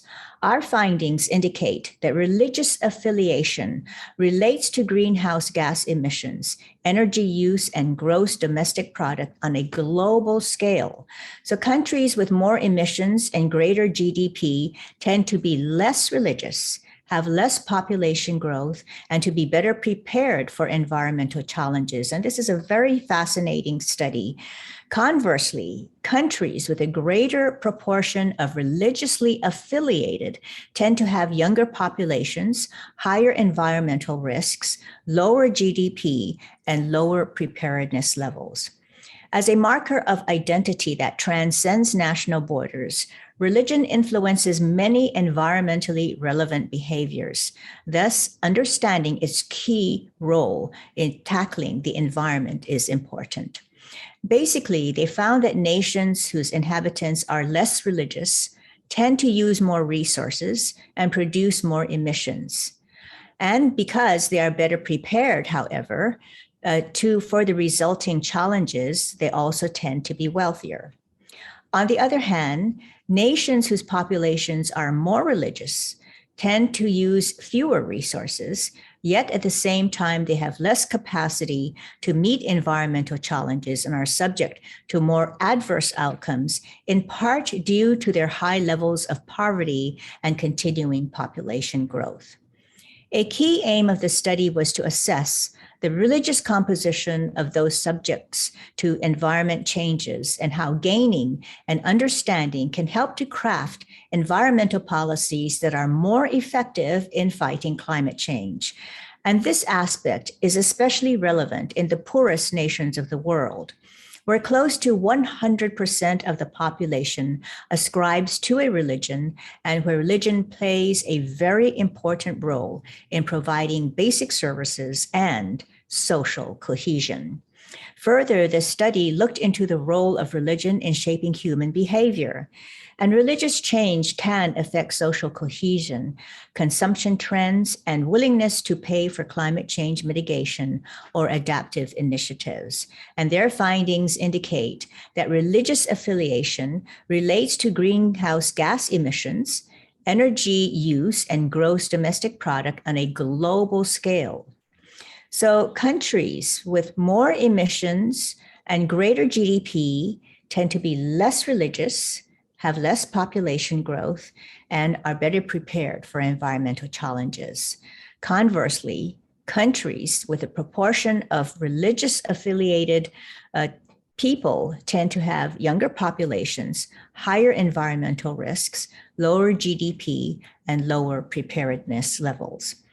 An extract from the Global Ministerial Environmental Forum Emerging Policy Issues are indicated that all faiths around the world share a common ethic based on harmony with nature, although a wide gap is often perceived between religious texts and current practices of the adherents of those religions.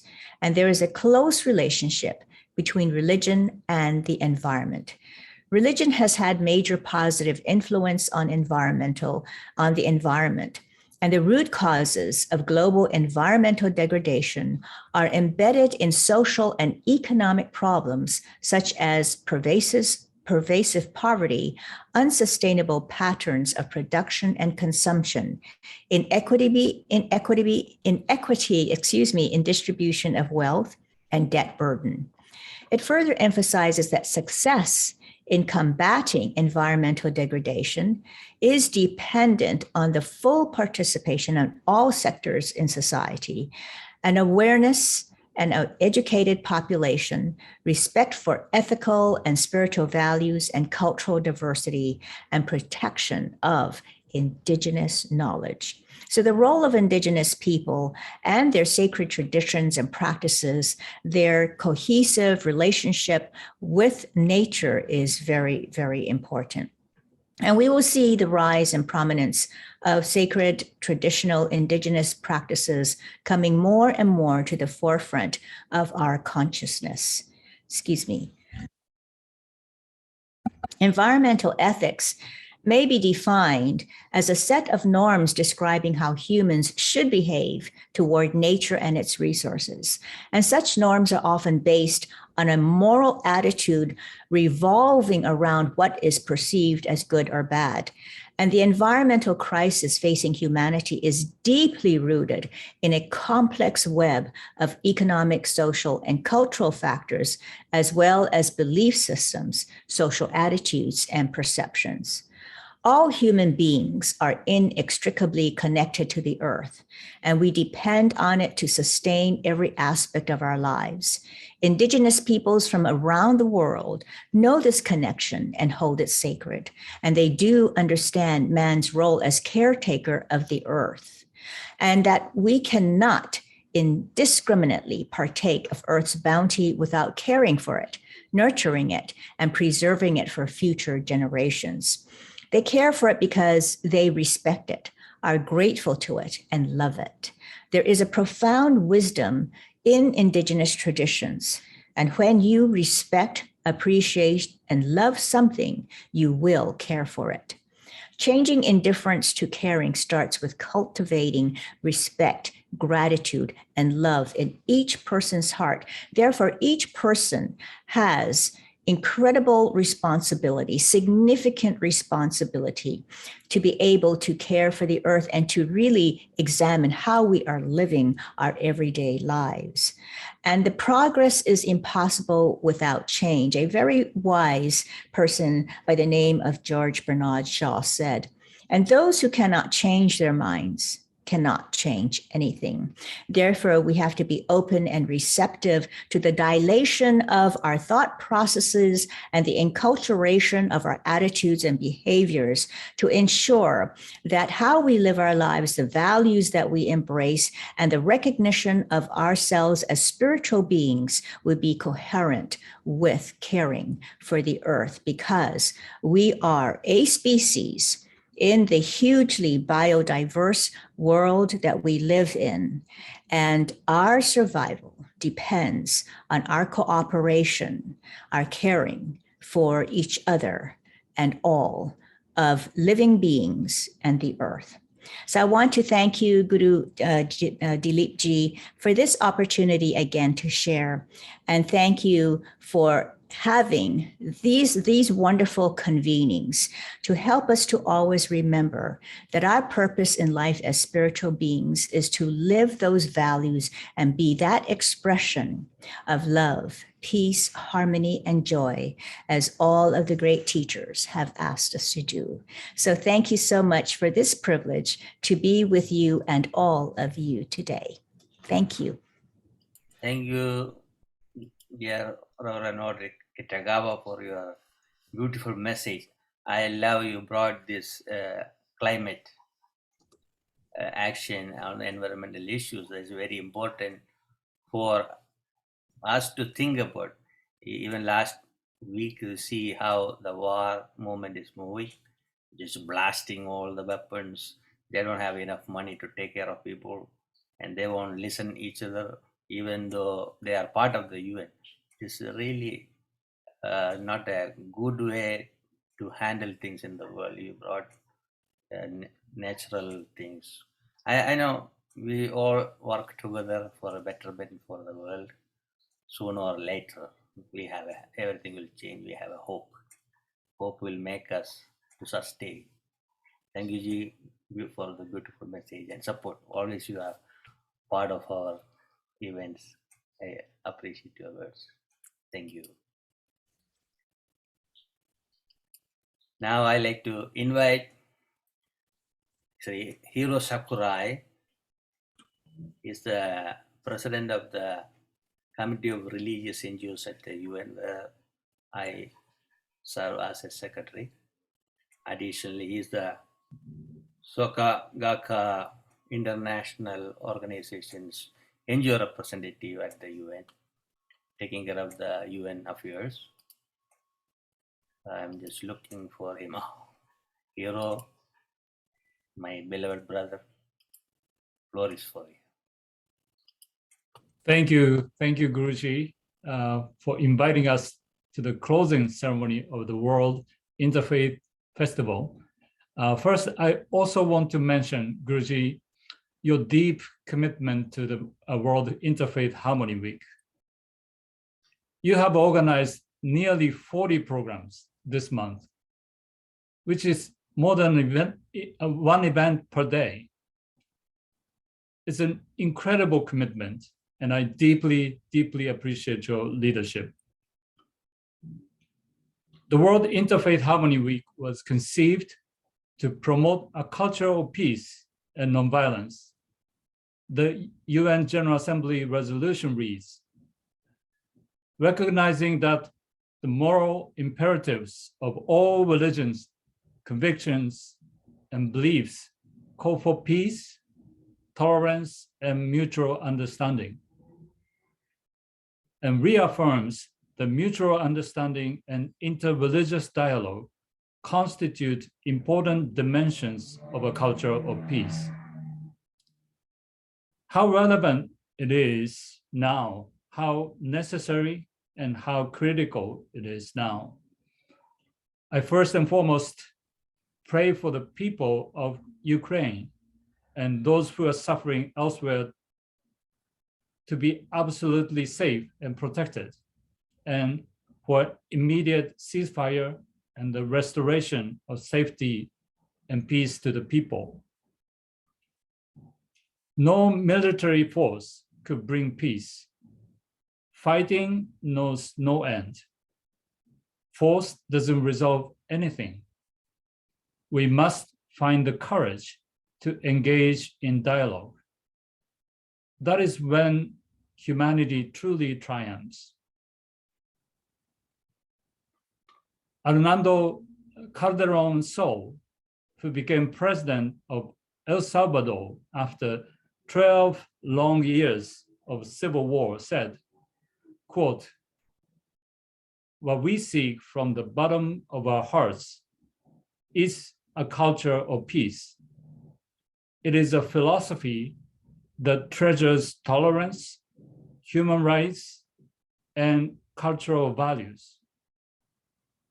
The challenge for humankind today is to advance our human revolution and construct a peaceful society, unquote.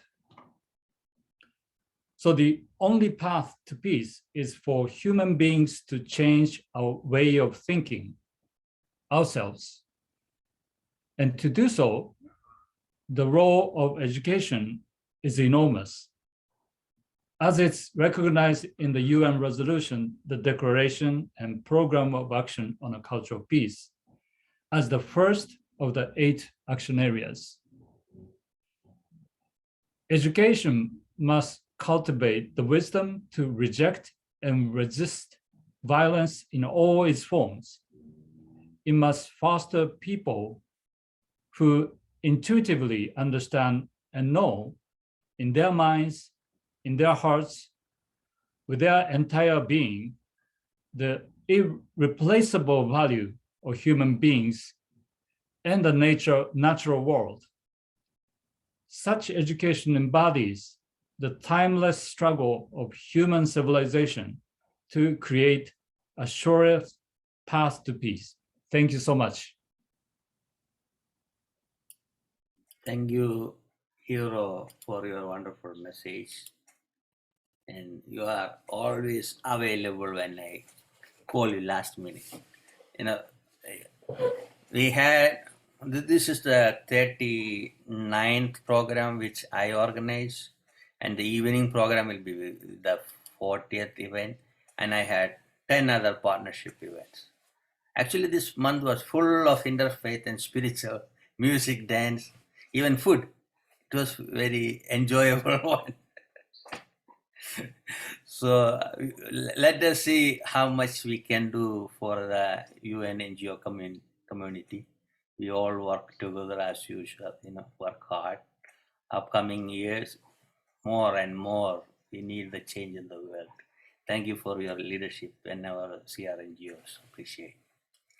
Now, I'd like to invite Micah and our Inaugural art group. The founder is Okay, Yamato. Let me see, where is he? Yamato. Ah, you are Yeah, here. he's here. Yeah, onegaishimasu. Hello, everyone. Thank you so much, Guruji. Konnichiwa. Konnichiwa. Long time no see. Thank you so much. Sorry, and so Japan is midnight, and I have to say good evening. Sorry. Yeah. Thank you. And I'm Koken Yamato from IAPG in Japan. I'm very honored to be invited to this annual World Interfaith Festival and World Interfaith Harmony Week Gala celebration as last year.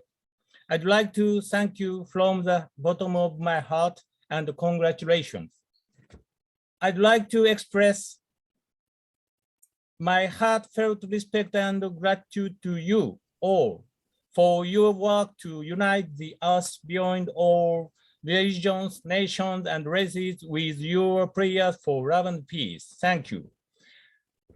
But as you all know, the earth is at its turning point now. Russian unjustified invasion of Ukraine has plunged many innocent people into fear and anxiety. Not only that, it betrays many peace seekers around the world and threatens the lives of children to come from the future. Against it, the whole world is once again calling for peace, protesting and opposing the Russian leader Putin. Furthermore, from within Russia and from the called up Russian soldiers, the voices of justice are rising. This isn't our intention. This is wrong. This is truly the voice of God. I believe it's because people, the children of God, have realized the true will of God. So many people are beginning to speak out beyond borders and races. Our IAPG members also joined rallies to call for peace in Ukraine in Shibuya, Tokyo the other day, and raised our voices, not only sending our messages, but also action and practice by all people around the world are needed. I believe this is the will of God. This time, it became clear again. The leaders at the center of politics, having a great influence in the world, are not making decisions and political judgment according to the will of God. Our song, Unification, has a message that it's not some kings and leaders, but us, the ordinary citizens, will realize the will of God, unification. And I believe it's now shown not politicians, but religious figures need to stand up and actually join hands according to the will of God. Just as Pope Francis of the Vatican is devoting himself to putting it into practice all over the world at the risk of his life. As I mentioned before, we don't belong to any particular religion or branch. We are just a group of people who want to spread prayer of love and peace on this planet through the means of art. However, even though we are not religious people, we do have faith. And as a child of God, I believe we understand the will of God for how he wants this earth to be. 8.5 years ago, just before Noriko Inamori, the founder of IAPG, returned to heaven on August 26, 2013. She spent dozens of hours typing on a keyboard with her immobile body to write a letter to Pope Francis. It reached the Pope 1 month later. Here is the letter. Please let us read it now. Please, Namaika, go. Dear Your Highness, I'm Noriko Inamori, a woman with disability. I, as a person who cannot talk and cannot move around, would like to convey my message to Your Highness in this manner. However, I do never mean to be rude for sure. Please kindly allow me to be with impoliteness, supposing me as being least of all. Could I ask your highness to take each other's hands with other religious leaders and pray for the blessing of love and peace from here at Vatican through the satellite broadcasting? I'd like to ask your highness and other religious leaders themselves to announce to the world, gods in heaven are not conflicting at all, and blessing all of us with hand in hand. His Highness the 14th Dalai Lama seemed to be ready for it, and he would be most possible to join it if your highness would talk to him on this. Also, another leader from Islam is expected to respond to this proposal. I believe the meaning of Mary untie of knots is to solve all the troubles in the world. I believe the one who unties the knots shall be the one who unties the confusions on the earth on behalf of the Holy Mother Mary. At present, many of the confusions on the earth are coming from religions. I believe the Holy Mother Mary shall be in deepest sorrow to see the situation where unfortunate things occur caused by religious fights. I had a dream. At Vatican, 3 of the great religious leaders are making a circle and hold each other's hands, and they are praying for the blessing of love and peace. Beside them, the Holy Mother Mary was smiling. Then she mentioned as follows, "Tell this to the Holy Father." Then I responded, "I cannot do that. I'm not Christian, and I don't think I will be able to have an audience with the Holy Father. And more importantly, even though I could have a chance of it, I cannot go to Vatican from Tokyo due to my physical difficulty." Then amazingly enough, my friends let me go to Vatican. In the dream, the Holy Mother Mary mentioned, "Your Highness, you are the son whom I, Mary, love. For the purpose of this action taken by you, I chose Francesco. Now the world must stop fighting and become one. It is a leader to show the good example." I'm sorry for my impertinences to write to you in this way. I'd like to entrust your highness, who has the same name as Saint Francesco I love so much, with the happy future of the earth. Today, I thank your highness so much for taking time to read my letter. With loving gratitude, Noriko Inamori, August 19, 2013. Thank you so much.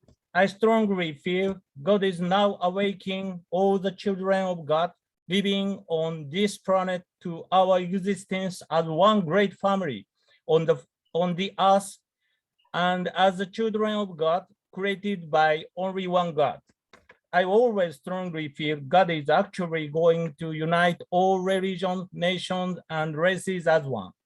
I believe you and we, as apostles of God, have been given a mission to realize it within the next few decades.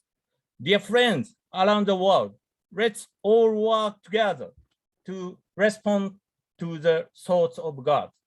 Thank you so much again for today.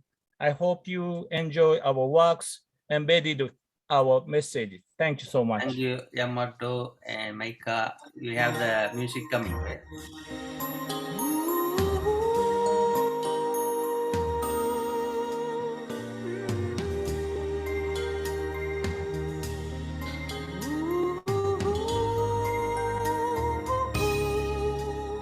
Let's get over our differences of kinds and nations. Why can't we be like children, smiling hand in hand? But we are born with a promise again and again. We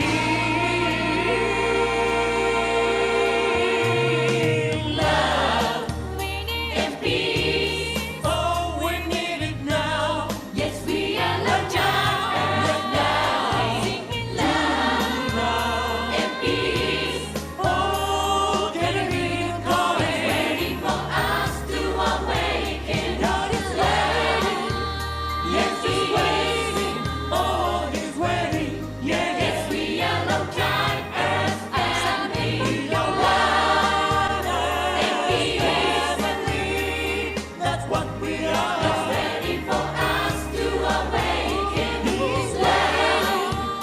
Get peace, waiting for children in tears.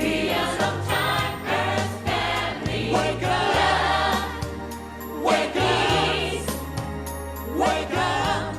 Just waiting for children in tears. L-O-V-E. So love and peace are here. Thank you. Thank you, Micah. We have Yes, one love more. and peace are here. Yeah, thank you. Thank you so much. Thank you. So now I like to invite, we have 3 more speakers, then we'll go for the next music. I would like to invite Dr. Andrew Vedic from the Science of Spirituality, thereafter Carl and Margaret and Queen Mother, 3 of them will go. Andrew, okay, hi, sorry. Andrew Vedic is from the Science of Spirituality, long time friend, and he's a real spiritualist. Yes. Thank you, dear Guruji, and thank everybody here for their outpourings of support and love for standing together in the name of unity and peace. We are at a very important moment in the history of humanity. It is a moment when we can demonstrate our unity with all those peace-loving people who stand for human unity, compassion, and mercy. So this is a great moment, and I want to thank all of you for standing together and supporting Guruji's efforts here in bringing us all together. Let us all have a heartfelt prayer for the Ukrainians who are in the midst of great suffering, to stand with them in spirit and in truth. And so we offer our prayers and our support and our love, not just now, but continually through this very horrible time for them. So all great masters, as everybody has so beautifully said in the last few minutes, the last hour or so, all great masters, all religions have stood for peace and justice, compassion and mercy. This is a message that has been given since time immemorial. And yet we still see that the unfortunate leaders of the world have not heeded this message. So how can we change the dynamic that continues to plague our earth? My own spiritual master, His Holiness Sant Kirpal Singh, and the succeeding masters within the Sant tradition have laid out a very simple plan that each of us need to take up. And he once said at a conference held at the World Religions for Peace, and was asked the question, how can we achieve peace? He said, when kings and presidents and czars rise above countries, and priests and mullahs and ministers rise above religions, only then can we have peace. And these prophetic words could not be more true today, as we see people and presidents identified with grabbing more and more land in the name of greed. So all the great masters have said we are already one in spirit, but we need to live that message. Sant Darshan Singh, a great mystic poet and universal teacher, once said, take all humanity in thy loving embrace, for they are thine own kith and kin, and to go thy way distributing love to all who walk the streets. So each of us has to see each other as our very own, our brothers and sisters in Ukraine, our brothers and sisters all over the world, our brothers and sisters of the animals, the insects, the birds, the trees, and all humanity, all sentient life is one. And this is the vision that we must have. So in a very simple 4-step solution. First, we need to have that vision, which is being so beautifully articulated here today by Guruji and all of the wonderful speakers. We are one family. We are one consciousness. We are one light sustaining this entire universe. When we understand that, we will have right thoughts, and right thoughts will lead to right words and to right deeds. The second thing is we have to live that vision. And again, I applaud all of our speakers here today who have emphasized the need to live the vision, to be examples of service and sacrifice, to share the sufferings of others. So what does it mean to live the vision? It means that the suffering of each of us is felt by the suffering of all of us. That there is no welfare for any of us until there is welfare for all of us. Until we see the God in all, we don't see God at all. So the third part of this message is what we are all doing today is to share our vision with all of the peoples and nations and communities around the world, which Guruji has done a marvelous job at doing this Holy Week.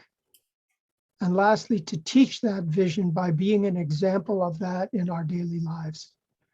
And let that radiation of love and compassion radiate out to the world in the selfless acts of sacrifice that we make to bring that vision to light.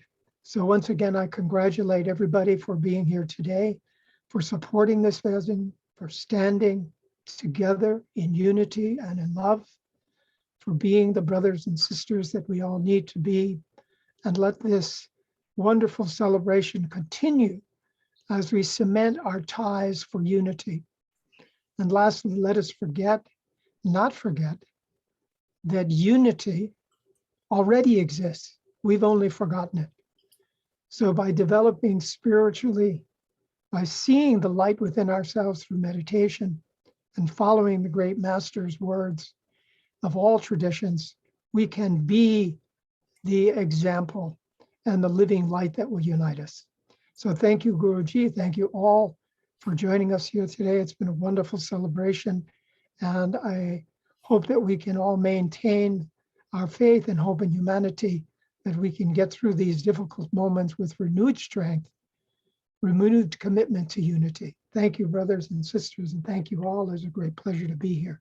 Thank you, Guruji. Dr. Andrew Vedic, for your great message and all the support and the friendship. My pleasure. Thank you. And I know Queen Mother and Margaret Rose were waiting a long time. So you know what we will do? We'll put one more speaker, then we'll have a short music, then go the next two people. That way people won't get sleep. So Queen Mother, we need a quick remarks from you.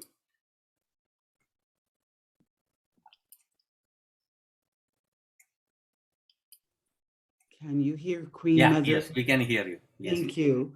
I'm on the West Coast this morning, and being in California, San Diego, celebrating the 30th anniversary of the Kuma Fest of Black History Month. And so Queen Mother was traveling on the day that we communicated and be engaged with the motherland, as we know, is Mother Africa. As the Queen Mother, representing 55 million displaced persons of the transatlantic ocean of the slave trade, and as being the Queen Mother of the United Nations, interfaith with our brother Guruji of the consciousness of who we are as a spiritual people. And as I bring spiritual words from the indigenous land of our people, and it was a joy to see our Mother of the Earth on this morning from indigenous peoples, And as greasewood woman of many of the tribes across the land, and the energy of the spirit soul energy of this earth, I come before all of you and leave this message for peace and tranquility of all of us. We ask the divine force to rapture us and capture us at a time like this and bring moving spirit energy to our brothers and sisters in Ukraine. We ask that the flame of life for change be reformed through the United Nations. And we ask that God, that force greater than ourselves, whatever we may call that force, and in that spirit energy, I come before you and I leave these words to you, representing the kingdom of Kush. Ashe, Ashe, Asheo, peace be to all of us in the divine energy of life. I thank you. Thank you, Queen Mother. I thought you weren't able to join. I know you are traveling. Thank you for joining and waiting this much time for us. Thank you. Appreciate your great words and blessings. Blessings. So we have a quick, a quick musical performance by Heavenly USA. Thereafter, we have our speakers, Carl, Margaret, and next. Ready? Okay, floor is yours. Hi. 안녕하세요. Okay, start. Action. Okay, so we're Heavenly USA, and we are a group of young missionaries from America, and we would like to offer you some songs. And the first song we're going to be singing is called If I Were Free, and our sister Yejin is going to explain what the song is about. Hello, hi, nice meeting you all. Namaste. So yeah, the song we're going to perform is If I Were Free, and it's a really beautiful song. It's kind of like someone's, it's poetry is really beautiful, and the first line is, if I were free to speak my mind, I'd tell a tale to all mankind. And if only we all had a chance to say something to the world, and the whole world would listen, right? Or like, if only we had a chance to tell everyone, we're all in this together, and these struggles that we are going through are all things that we all have in common. So let's put our weapons down and turn to one another in love. But it's so difficult to even say that in this world, in some places. So we want it to be a hope for you guys, the hope for you guys, and the hope for all of this world, and really bring about this message of peace and harmony that we know we really want to see in every aspect of our life, no matter what faith we're a part of. This is something we really all want in common as brothers and sisters of this world. So thank you so much, and we'll offer this song for you.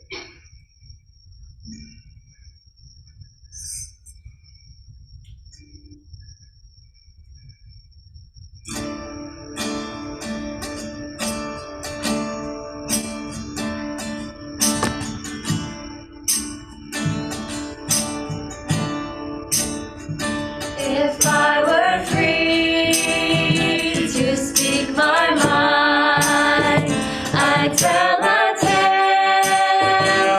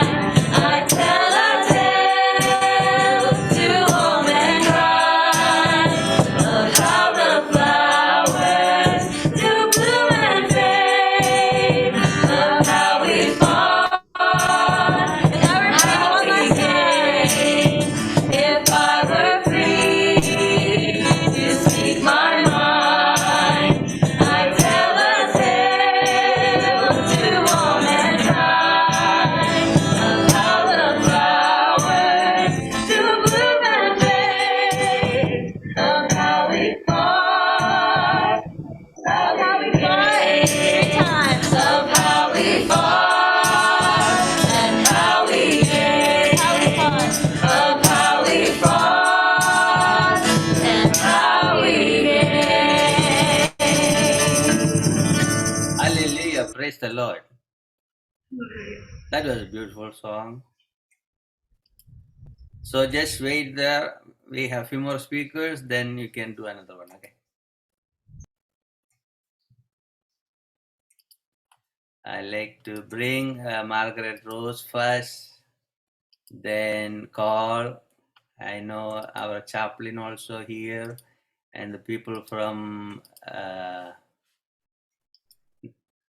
Argentina, they want to show a video clip too. Reverend Margaret Rose from the Episcopal Church, and she's in the executive committee of the CRNGOs at the United Nations, which I am part of it. And she's an NGO representative at the UN for the Episcopal Church. Reverend Margaret Rose, floor is for you. Great. Thank you so much. I am so grateful for the work that you are doing and have been doing during this entire month. Also, I bring you greetings from the Episcopal Church, where I serve as the Director of Ecumenical and Interreligious Relations, and where our hope is to help build beloved community, which is very much what you and we are hoping to do, even in this space of the United Nations. Today, I want to focus just a minute on friendship. In the Christian Bible, we read words from Jesus from John's Gospel as he speaks to his disciples and those following him, saying, "I no longer call you servants, but friends." And in another place, Jesus suggests that earlier declaration might really entail something like this: greater love has no one than this, than to lay down one's life for one's friends. There are many verses throughout Holy Scriptures of every faith which speak of friendship and which note that intimate relationship which shares burdens and calls for companionship along the way of life with one another. As we close this month of World Harmony, we know we are a world not in harmony. And not least is the war in Ukraine, but that is only one. And so we come together seeking peace and harmony in a world at war and conflict. Yet today, as we look around this world, we yearn for hope and work for peace and gather as friends. But there are those who might say that friendship across the divides of religion is not even possible, or that there are too many barriers. The friendship with the other threatens our own identity or threatens our ability to live out our faith honestly or authentically, or that the differences between faiths simply are too great and rule out the possibility of friendship, or even that scriptures might prohibit it. Our goals are just too different. But we who gather here in this time know different. We know that friendship offers another way. For those of us gathered here and so many more, the obstacles that may be presented are small compared to what we have come to know among our friends of different faiths from our own. Interfaith friendships give us not only a better understanding of that other faith, but of our own as well. It helps us know our biases, avoid prejudice, injustice, and appreciate the richness of the gifts to the world, which our own traditions may indeed not have. And so as we engage with one another, we learn how to articulate our own faith to others. And yet we learn from others how to deepen our own. Within these various faiths, I'm convinced that friendship with those whose faith is different allows us to affirm a deep, intimate, spiritual grace, which can transform and heal and nurture us in spirit and body for the good of creation. Indeed, there is no harmony without different voices. Many have said that around this circle. We've seen this spiritual healing among friends in so many ways in our divided and violent world. Just today, the solidarity with those facing war in Ukraine are gathering and praying and hoping and joining in solidarity against that war.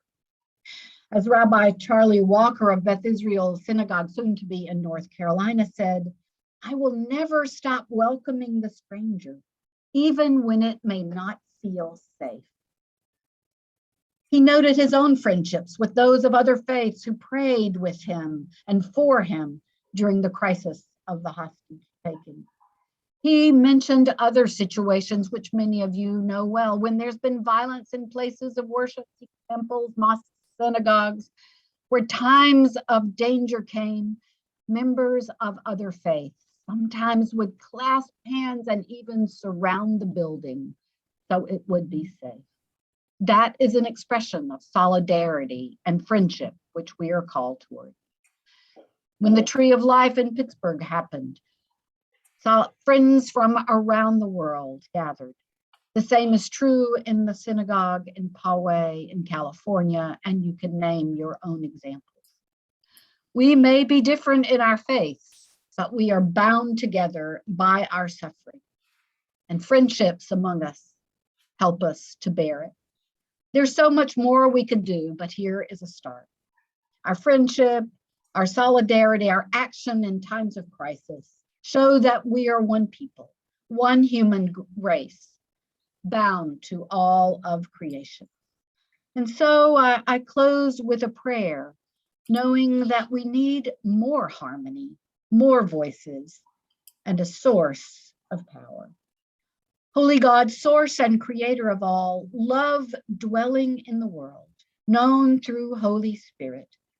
Gather us in friendship, that we may clasp our arms together and deepen our faith, different as they may be, so that we may witness to unity in a world in conflict. Where your people are broken, may love mend. Where hatred shouts in the world, let love bring peace with justice. As creation groans, may redemption come to all the earth. Come with divine love and center our hearts. Move our world to harmony, reconciliation, and love. And may we know that our differences make us richer, more whole, more able to live together and create a world of beauty and peace. Amen. And may it be so. Amen. I'm so happy you brought the importance of friendship. Jesus is the best example for everyone to learn what is a friendship and service. I remember in the part in the Bible, we should serve the people, be a servant of servants. That's the best teaching I learned from you. Thank you, appreciate. My uncle was a bishop. There you go. Thank you for blessing us with the prayer and your message. I appreciate your support. Now I like to bring my brother, beloved brother Carl. Carl is from the Baha'i faith, the faith I always appreciate. I went to the capital in Israel when I was telling Babaji and I am going to travel to Middle East. He said, if you go to Israel, you have to go there. So the first day I went there, landed and spent one day, full day with them. Here is Carl. Carl was the past president of the CRNGOs. Now in our committee is representing Baha'i to the United Nations. Carl, my brother, beloved brother, floor is for you. Thank you, Guruji. I wonder if the historians in the future will hold up your name as taking World Interfaith Harmony Week from a week to a month. I hope so, brother. I hope so. Thank you so much. And thank you for the previous speakers. So many of you I know, and so many of you I haven't seen in quite some time. It's an honor to be with you. I appreciate the remarks of unity and harmony and love and faith. But the work of being together for the betterment of each other is challenging work, you know? We have to learn how to have a vision of a community for us all. We come together as things other than our faith beliefs. We're together as neighbors and colleagues and co-workers. And do we bring, and all of these communities need to have an outward looking beyond themselves. We have to look in our faith communities, not just about ourselves, but our neighbors, our co-workers. Vigorous, lively, vital communities that bring about not just material, but spiritual progress. And we have to learn how to talk with each other and to each other about ways to, in ways that will raise up this consciousness. We have to have these conversations that are illumined. And we have to awaken the energies latent in the human soul and channeling these energies towards the betterment of society. It's interesting that the World Interfaith Harmony Week founders saw the importance of love in bringing this transformation into being. They talked about the love of God, the love of neighbor, and the love of good. And we can find many other ways that love is an energy to transform us. So I'd like to share with you in closing a Baha'i reflection on love. Love is the secret of God's holy dispensation, the manifestation of the all-merciful, the fountain of spiritual outpourings. Love is heaven's kindly light, the Holy Spirit's eternal breath that vivifieth the human soul. Love is the cause of God's revelation unto man, the vital bond inherent in accordance with the divine creation in the realities of things. Love is the one means that ensureth true felicity both in this world and the next.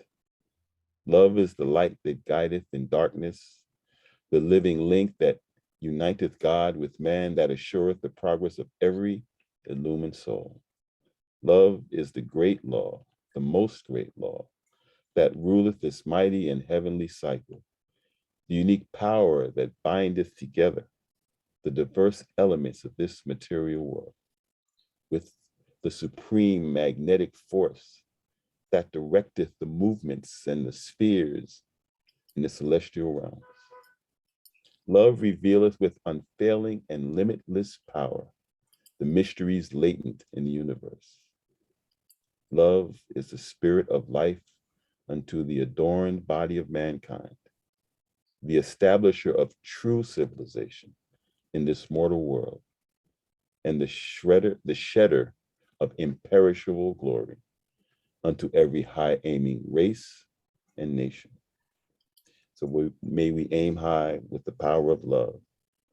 Thank you, and it's been an honor to join you all. Thank you, dear Carl. You brought the best philosophy, not real philosophy, the true nature of humanity is love, nothing else.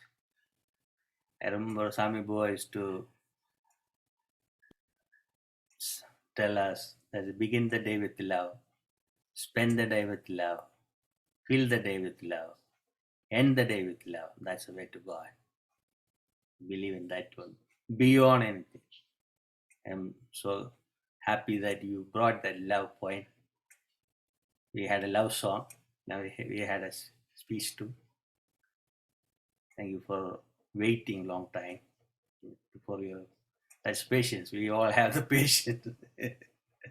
Appreciate your support and message. Yeah, thank you.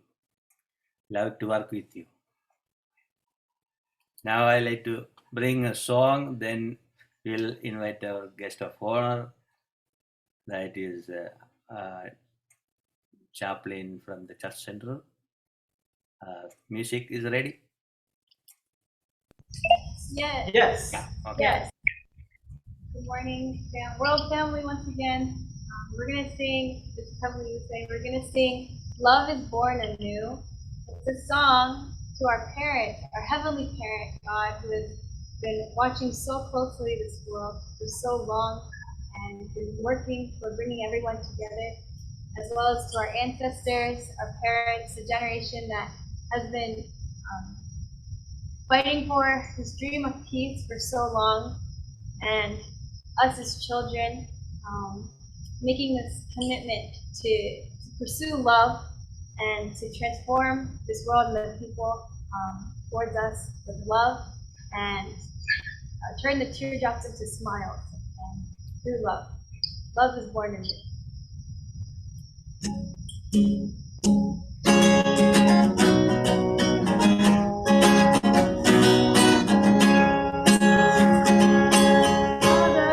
You've been on this road so long. Oh, won't you rest your weary head upon my heart? Just take my hand, and together we will find a secret place where dreams are born and love's alive. Your love's alive.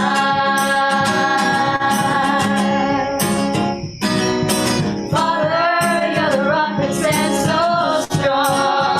Although the waves have come against you for so long, you still go on, and your hope is like a flame that's ever burning through the darkness and the pain. Turn the teardrop into smiles. You're the Father, I'm your child. And together we will heal this world, and love is born anew.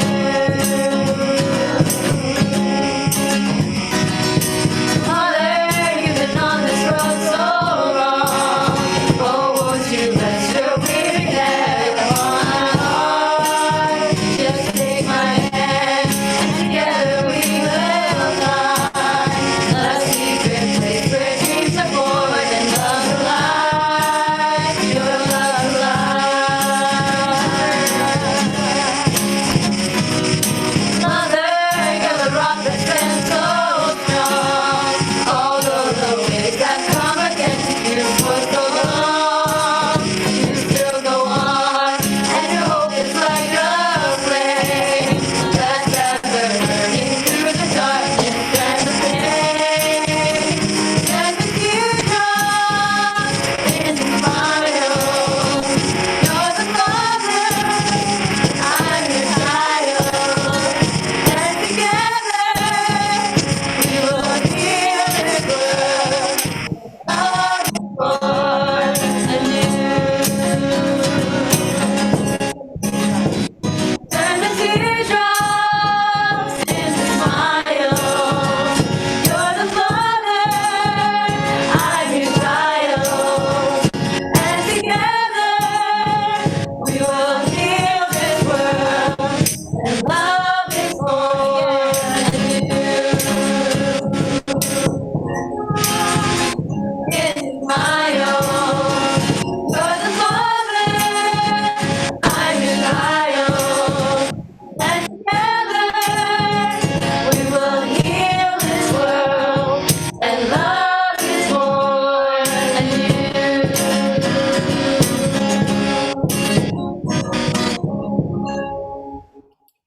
Hallelujah. You brought the love song too. Thank you, thank you, thank you. Where are you guys now?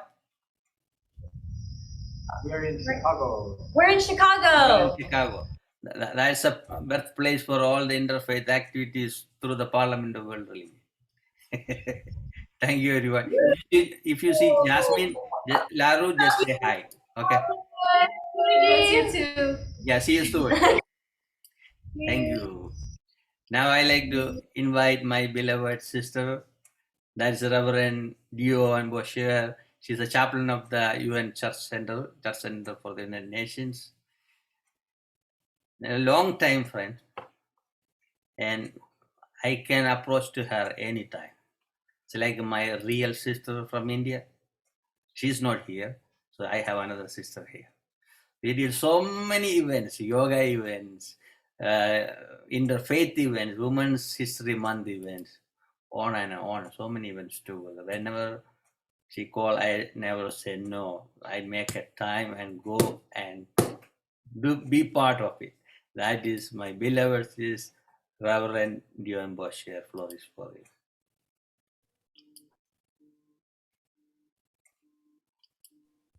Yeah, it's good. Me now? Yeah, I can hear now. Go on. I think we should make a T-shirt with that saying on it. And since the with that over the last two years. Can you hear me now? Yeah, yes, Again. yes. Listen to me, Guruji. Anji. My dear brother and friend, really, it is a gift and an honor. Anywhere that you are, there is always light, and there is always joy.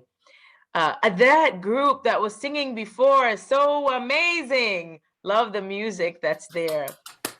So grateful for them and for the songs from the generations, the music, and from all over, because it is truly one that will help us through. I'm so grateful for all of those who have spoken before. Always a gift and a blessing whenever Reverend Margaret Rose is in any space. It is really an honor. She is filled with such wisdom and such grace. And so I'm grateful. And my brother Carl, listen, he is a quiet giant, and I am always grateful for him and for the blessings. Queen Mother is a gift to all of us and to all elders and those who are bringing the grace and the power of ancestors and elders along with you into this space. And like you, Carl, I want to see what the world says in the future, because Guruji turned World Harmony Week into World Harmony Month. So I'm grateful, and I just wanted to be able to join you, and so it's a blessing to be able to. There are two things that were on my heart about this. We are preparing, those of us in the Christian faith, preparing this week for Ash Wednesday. It is the beginning of the Lenten season, and during this time of Lent, it is a time that we remember the death of Jesus Christ, right? We also remember our own mortality, and it is a time for us to turn inward just a bit, a time of preparation, a time that we are reflecting on who we are called to be individually and who we are called to be separately. But the paradox of our faith says that life comes from death. And in this time that we have sort of been facing and challenged by death and death-dealing things, in a world where the lights of who we are has always tried to be extinguished by evil and those who are trying to perpetrate separation. Again, there were two things I wanted to just bring up quickly and just offer a prayer. But there's a poem that's from one of my most favorite poets, Khalil Gibran. And he is a Lebanese poet and one who has brought deep insights for me in my time of study and even in my own preparation. And so as I sort of begin to turn my mind towards Lent and Ash Wednesday, when we wear the ashes on our heads as a symbol of our own mortality, remembering from dust we've come and from dust we shall return, I remember all of the bodies, all of those who are broken, especially as it's been lifted, all of those women, children, and those who are struggling, not just in Ukraine, but especially as our attention and mind, but all in Afghanistan and in Lebanon and in Egypt and in Pakistan and in Uganda and in Somalia and South Sudan and Egypt and in India and everywhere throughout the world where there are conflicts. Our minds go to those broken bodies and broken dreams. And again, we want to reflect on all that is. There's joy and there's sorrow. And the poem is on joy and sorrow. And it reads, "Then a woman said, 'Speak to us of joy and sorrow.' And he answered, 'Your joy is your sorrow unmasked. And the self-same well from which your laughter rises was oftentimes filled with your tears. And how else can it be? The deeper that sorrow carves into your being, the more joy you can contain. Is not the cup that holds your wine the very cup that was burned in the potter's oven? And is not the lute that soothes your spirit the very wood that was hollowed with knives? When you are joyous, look deep into your heart and you shall find it is only that which has given you sorrow that is giving you joy. When you are sorrowful, look again in your heart and you shall see that in truth you are weeping for that which has been your delight. Some of you say joy is greater than sorrow, and others say, nay, sorrow is the greater. But I say unto you, they are inseparable. Together they come, and when one sits alone with you at your board, remember that the other is asleep upon your bed. Verily, you are suspended like scales between your sorrow and your joy. Only when you are empty are you at standstill and balanced. When the treasure keeper lifts you to weigh his gold and his silver, needs must your joy or your sorrow rise or fall. These few words on joy and sorrow is us holding in the tensions of all that is, the paradox that life comes from death, and the fact that in our friendship, as we heard, and in the love that knows no bounds, the Creator is the one that helps us hold in balance the joys and the sorrows that come when we do this work of building harmony and peace together. So I pray that on joy and sorrow, that we understand and know that those tears that flow and that fall in the empty vessel that we are, that there's the sorrow that's there, but the joy that emerges from those places. I remember, as we've mentioned earlier last week, Bishop Tutu, who reminds us that we are, our lives are inextricably bound to one another, and our humanity is based on us being together in this. And so in our togetherness, may we remember the light that goes before us. May we remember all that we have been created as one. And as we work together, and we will experience the sorrows, but also the joys, and that we will know that that hand that holds both the tears and the laughter, one that holds one another in tension and always holds one another up so that we can continue to work together. Let us pray.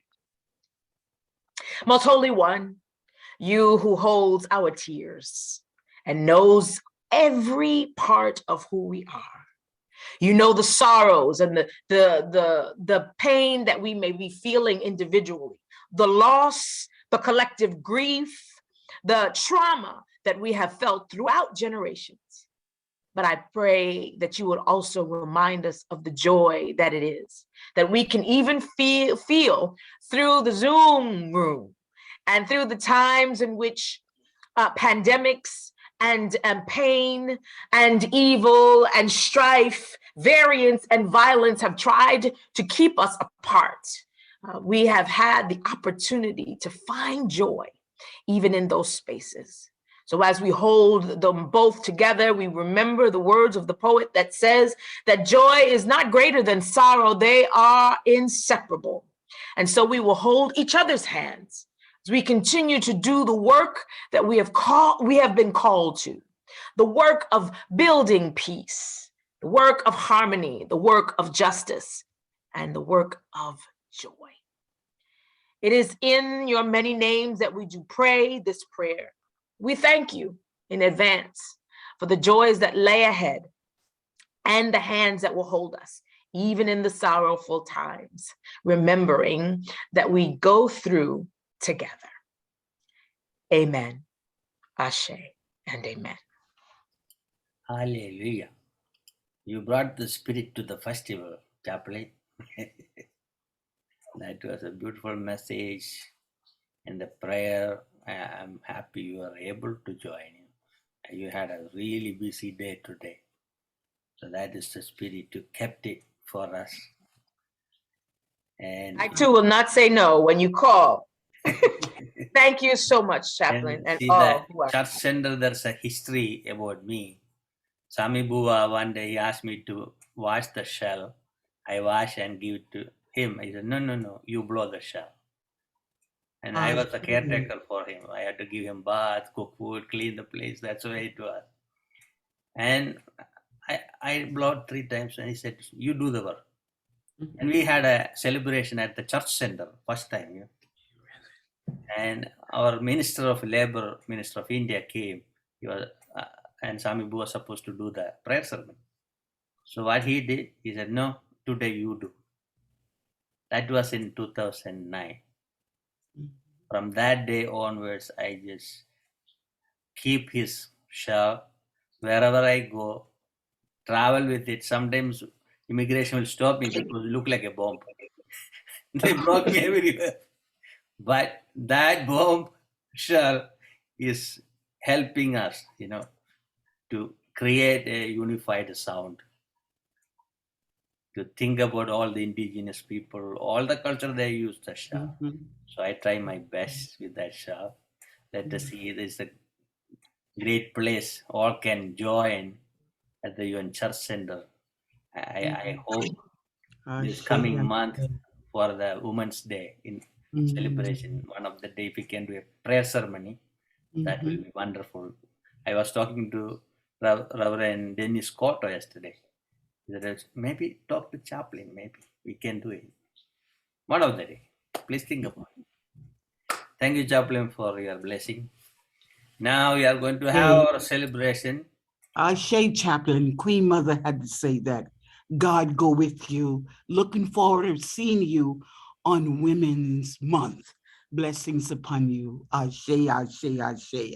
Ashe, God bless you. Queen Mother, God bless you. Ashe. Thank you, Chaplain. Now I had to apologize to my friends from Argentina. They're waiting long time to show a beautiful video. Tara Devi is going to show that one. I didn't realize that was Mirtha having her phone. I was looking, whose phone is that? I can't figure out. Now I understood that was her. Tara flourish for it. You had to unmute.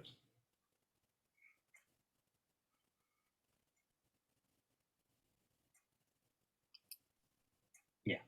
Good. Just play the video.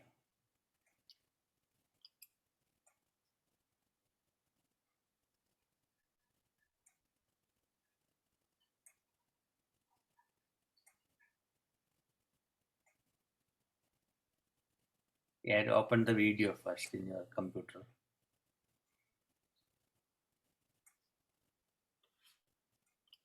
Take your time, Swan.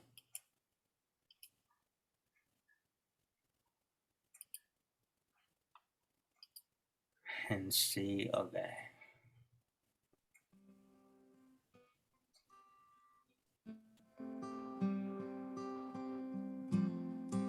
Okay.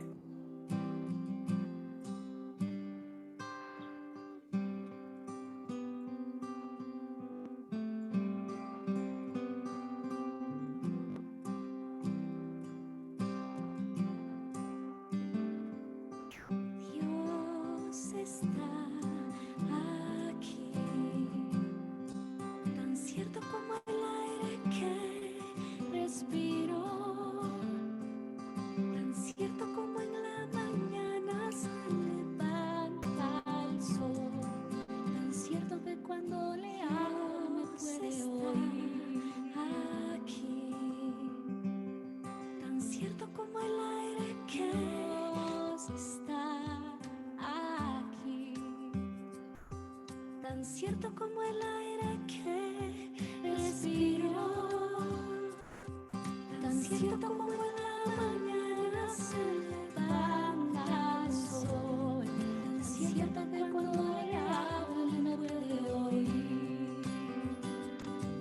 estás aquí, Señor, estás aquí, Señor, como el aire que estás aquí,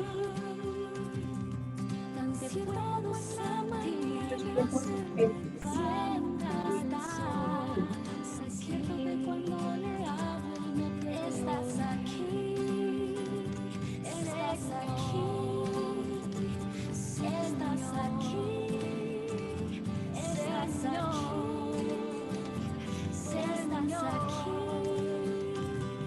estás aquí,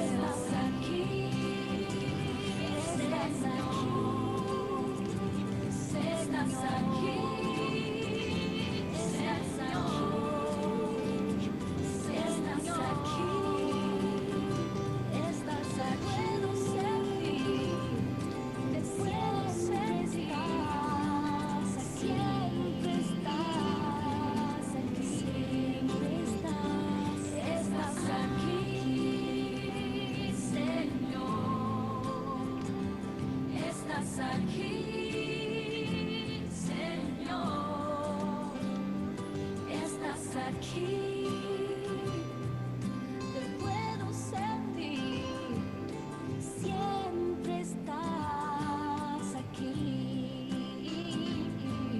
Señor, estás aquí.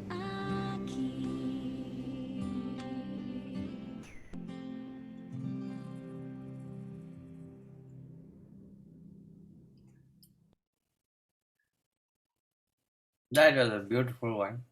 Thank you, Tara Devi. Thank you for your patience.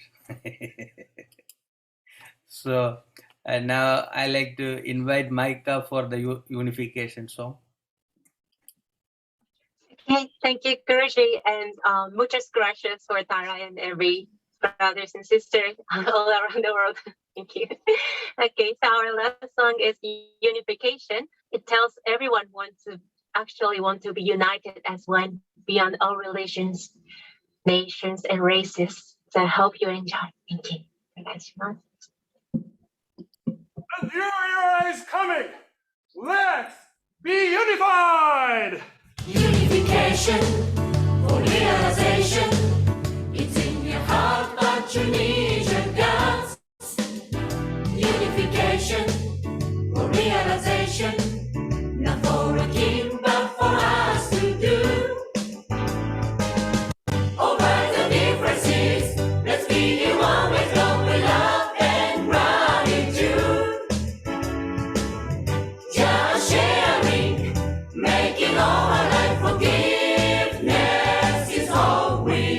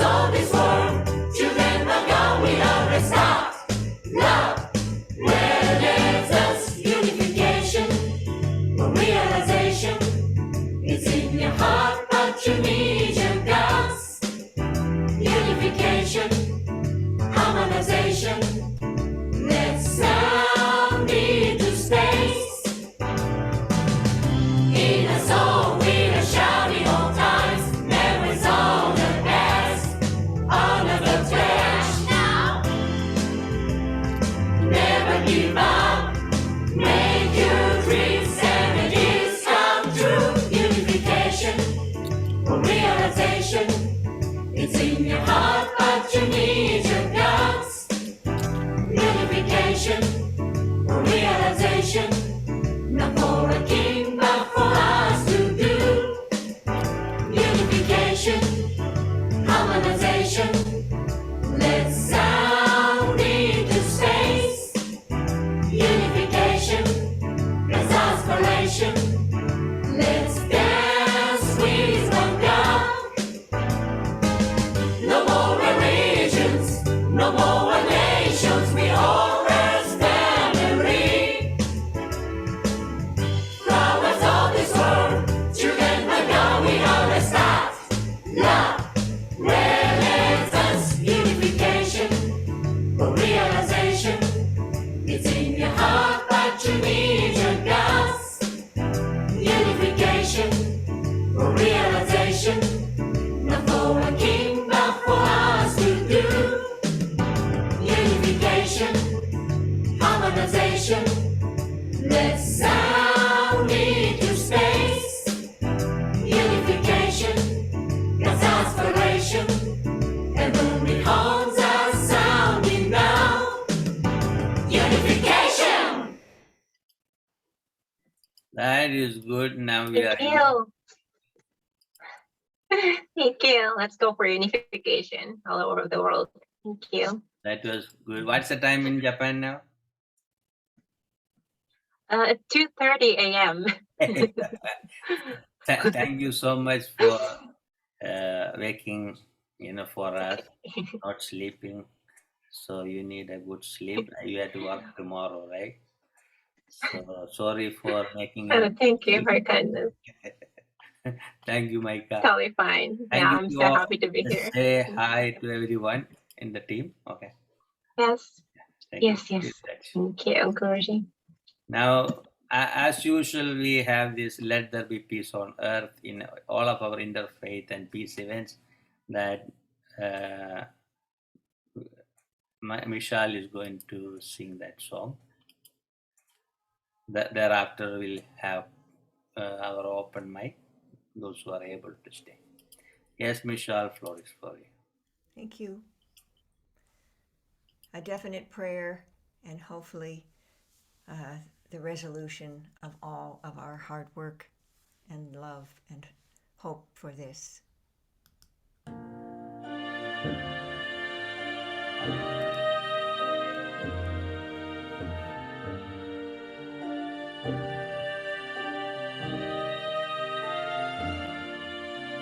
Let there be peace on earth, and let it begin with me. Let there be peace on earth, the peace that was meant to be. With God as creator, family all are we. Let us walk with each other in perfect harmony.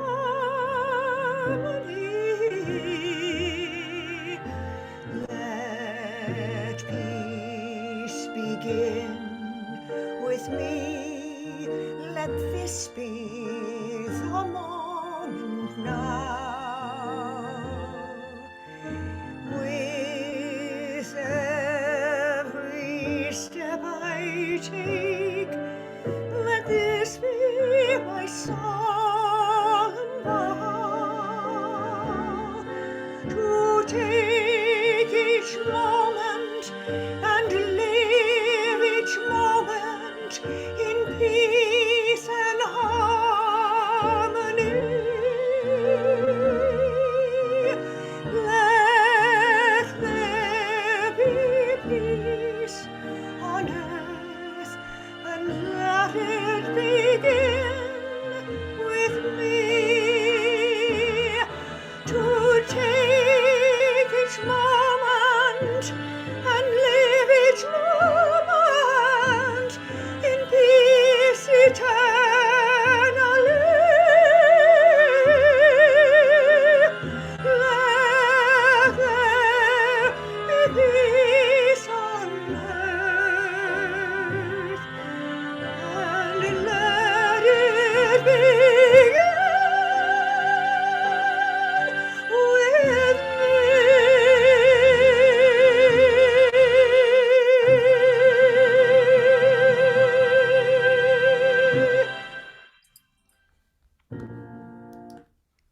Hallelujah. Thank you. That went Thank you, very well. Guruji. Thank you, Michelle, for being part of our festivals and celebrations and part of the organization. Yeah. Long time friendship. You always answer immediately. Yes, I am coming. When I interact with the people, because time is very precious for me. I may sleep 1 hour or 2 hour a day. Some days I won't sleep because I'm with online or offline programs. When people answer right away, yes, that will make a big difference in my activities. Some people are like that.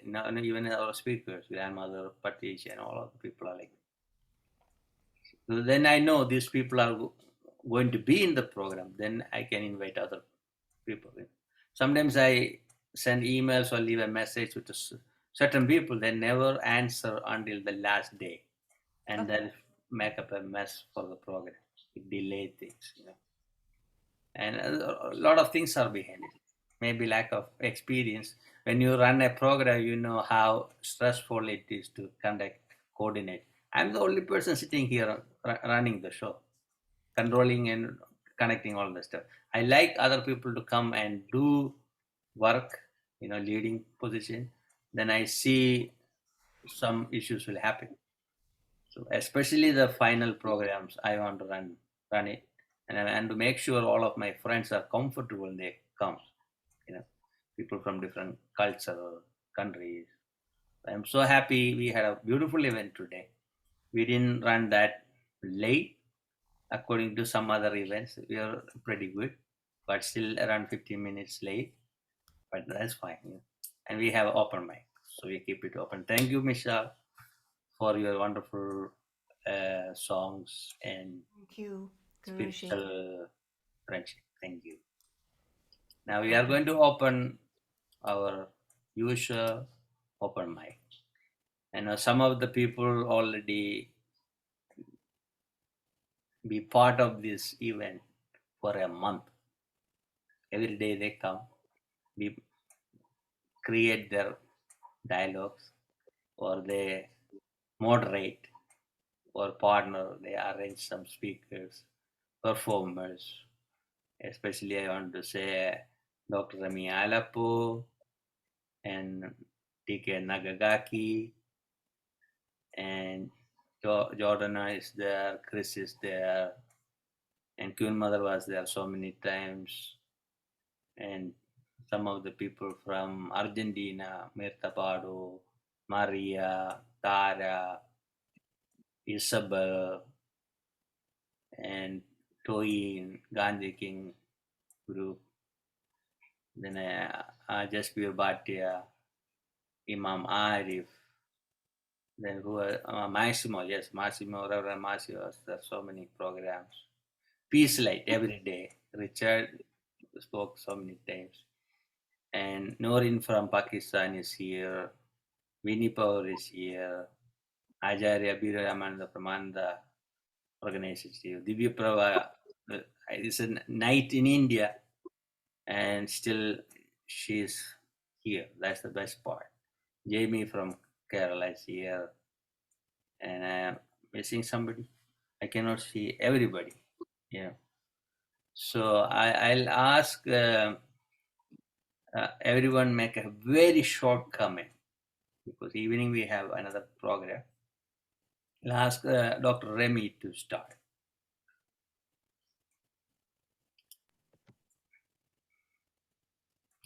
Yes, Remy. Yeah, said. Namaste, everyone. Peace and blessings to you all. Greetings, Guruji, excellencies, ladies and gentlemen, faith leaders, brothers and sisters. Finally, we come to the end of this 1 month long interfaith program. And I sincerely thank Guruji for his vision, his leadership, for bringing everyone together on a daily basis. I've been fortunate to participate on a regular basis, even though I was, not there every day. But, in this time, trying times with what's currently going on around the world more than ever. We need these types of forums. It's not only about saying prayers. It's not only about coming together to learn. The wonderful opportunity to acquire more knowledge about each other's traditions, faith, religion, religious practices, and also learning about key figures in each tradition is very important. But we need to put our foot down, come together as brothers and sisters, one family under one God, irrespective of our beliefs. We all have one supreme being, which is God. So I pray that our path continue to cross and that we continue this forum. It may not be every day for 30 days, but this is a good opportunity for us to relate with one another, to share in knowledge, or to teach each other, ways in bringing peace to various communities, to promote mutual understanding, to promote dialogue, and also to promote peace. With that, I leave you with all the blessings and peace that you deserve in your various communities. May God bless you all. Once again, thank you, Guruji, and everyone from World Yoga Community. And happy birthday, Anand. I love you. God bless you all. Thank you. See you in the evening, right? Yes. Yeah. Reverend Massimo.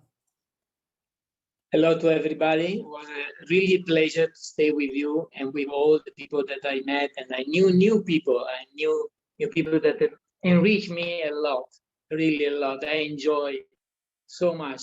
And actually, I would like to say to everybody that the world has a very powerful tool that is the Universal Declaration of Human Rights.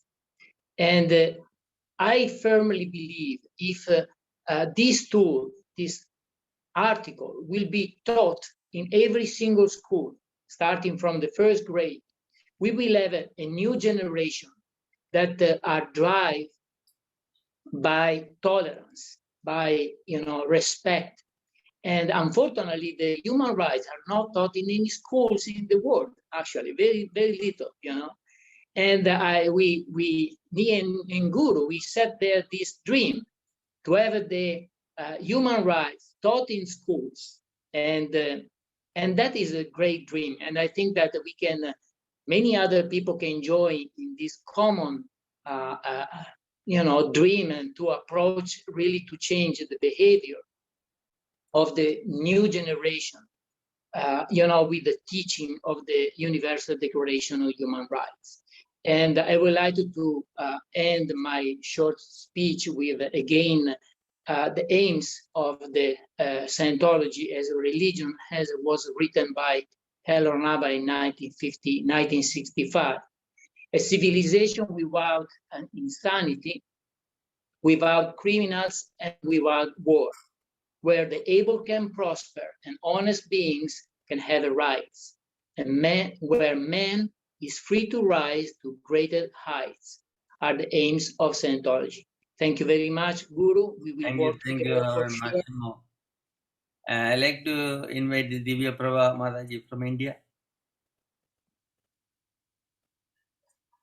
Divya Prabha, are you there? Okay, Noreen Yunus from Pakistan. Yes,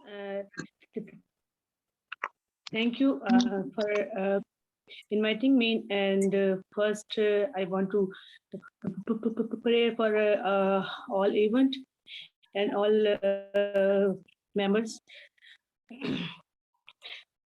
Kadus, Kadus, Kadus. एक आसमानी बाप तेरे आगे दुआ करती हूँ इस तमाम इवेंट के लिए कि मालिक खुदावंद तूने इस इवेंट को अच्छे से अच्छा बनाया और सबके साथ हो, सबको अपनी पाक पनाह में रख। सबने जो यहाँ पर प्यार, मोहब्बत और अमन का मैसेज दिया है, तो एक कदूस बाप तो इन सब की हिफाजत कर और इन सब के साथ हो और इन सब के कामों में एक कदूस बाप तो इन सबका साथ दे। एक कदूस बाप सबको अमन, प्यार, मोहब्बत की रूह से बांधे रख और ताकि हम सब मिलकर पूरी दुनिया में अमन की रूह को बना सकें। आमीन। Amen. Thank you. Thank you. My message is we want to educate the interfaith youth, learn to respect each other religion. So my vision is to let's come together and peace in the world. Thank you. Thank you, Nari. Appreciate it. We'll work together, no problem. Richard? Thank you, Guruji. It's been a wonderful month. Thank you. I echo everyone's appreciation of your great effort. I just want to leave us with the thought that Thich Nhat Hanh thought that the future bodhisattva might be not a person or an individual, but a group. Perhaps it's more like Interfaith Harmony Week or Interfaith Harmony Month or Interfaith Harmony Lifetime. So let us dedicate ourselves to the principles that we have discussed and shared with each other in this month. Thank you, Guruji. Thank you, thank you, thank you, Richard. Jaspir Bhatia. Good morning from Florida, from USA. No, from Austin, Texas. Thank you, Guruji, so much for giving me the opportunity to share some thoughts. And thank you for this hard work you have done for putting up this whole month of interfaith dialogue. Today we celebrate the closing ceremony, but actually it's the beginning. Interfaith is an ever-increasing need in this world for a better world for tomorrow. I love that song which said, there's no religion but love. Because love is central to all religions and religious thinking. Spirituality is nothing but love for the cosmic being. So I thank you once again, and my heart goes out to the people of Ukraine who are suffering today, because I have a personal association. I lived there for a couple of years in Ukraine, in the Kharkiv city. And I'm really pained to see the conflict and loss of beautiful human beings over there. May God help bring peace to that part of the world and everywhere else. With these humble thoughts, I thank you once again to give me the opportunity of sharing this thought together. Thank you. Imam Arif Haski.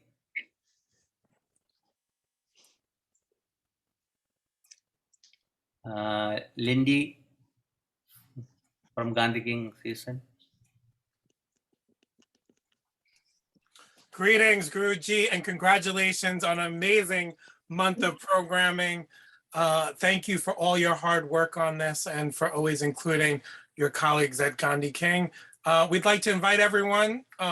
Guruji will be a part of it, and you'll be seeing it posted, I'm sure, on all his social media.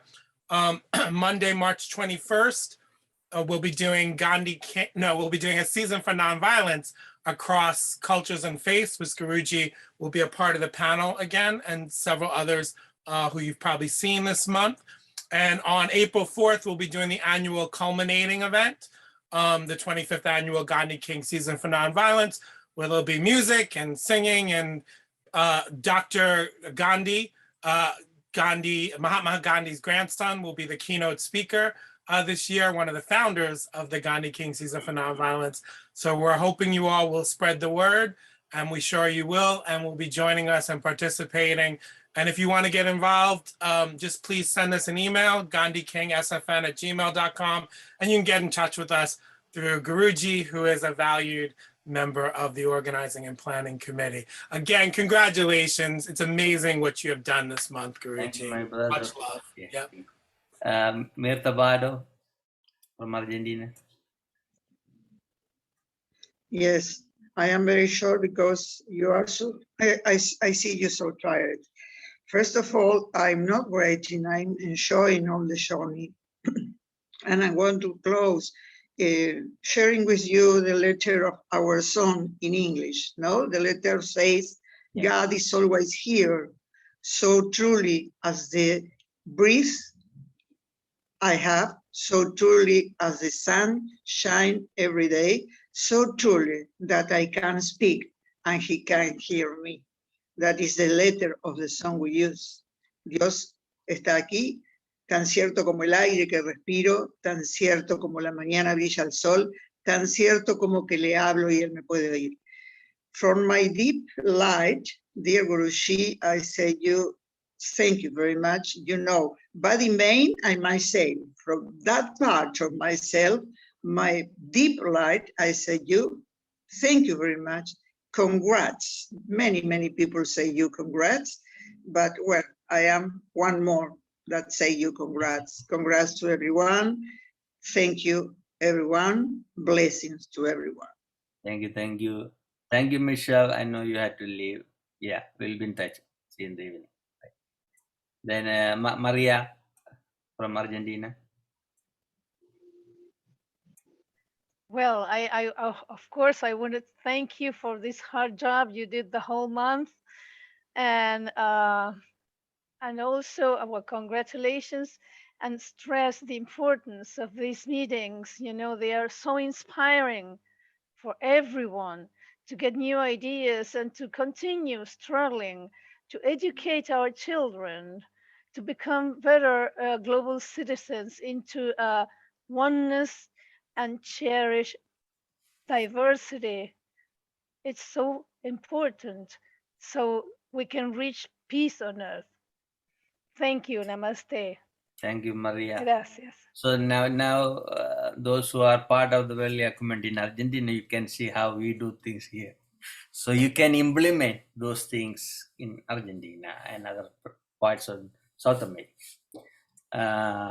Let me see. I saw Jamie Matthew from India.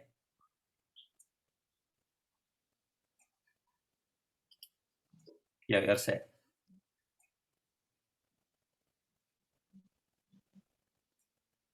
Yeah. Just say it so I can hear it. It's already unmuted.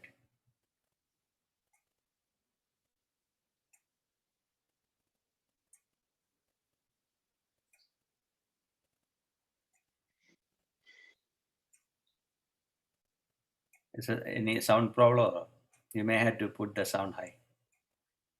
In between Reverend Chris. Yes. Yes, thank you so much, Guruji, this whole month that I could attend many, many times. And I'm so grateful that the Heavenly USA were singing. I have known some of the singers' parents from 40 years ago. So it's such a joy, and such a joy to see so many world people coming together as one family under God. Thank you so much, Guruji, for all the things that you do. Thank you. Thank you. Jamie, are you able to say? I don't know the sound. No, sound, I have a problem. Okay. Then I see Ajay Abhiramananda from Mananda Ashram. Madape. Yeah, good. Good.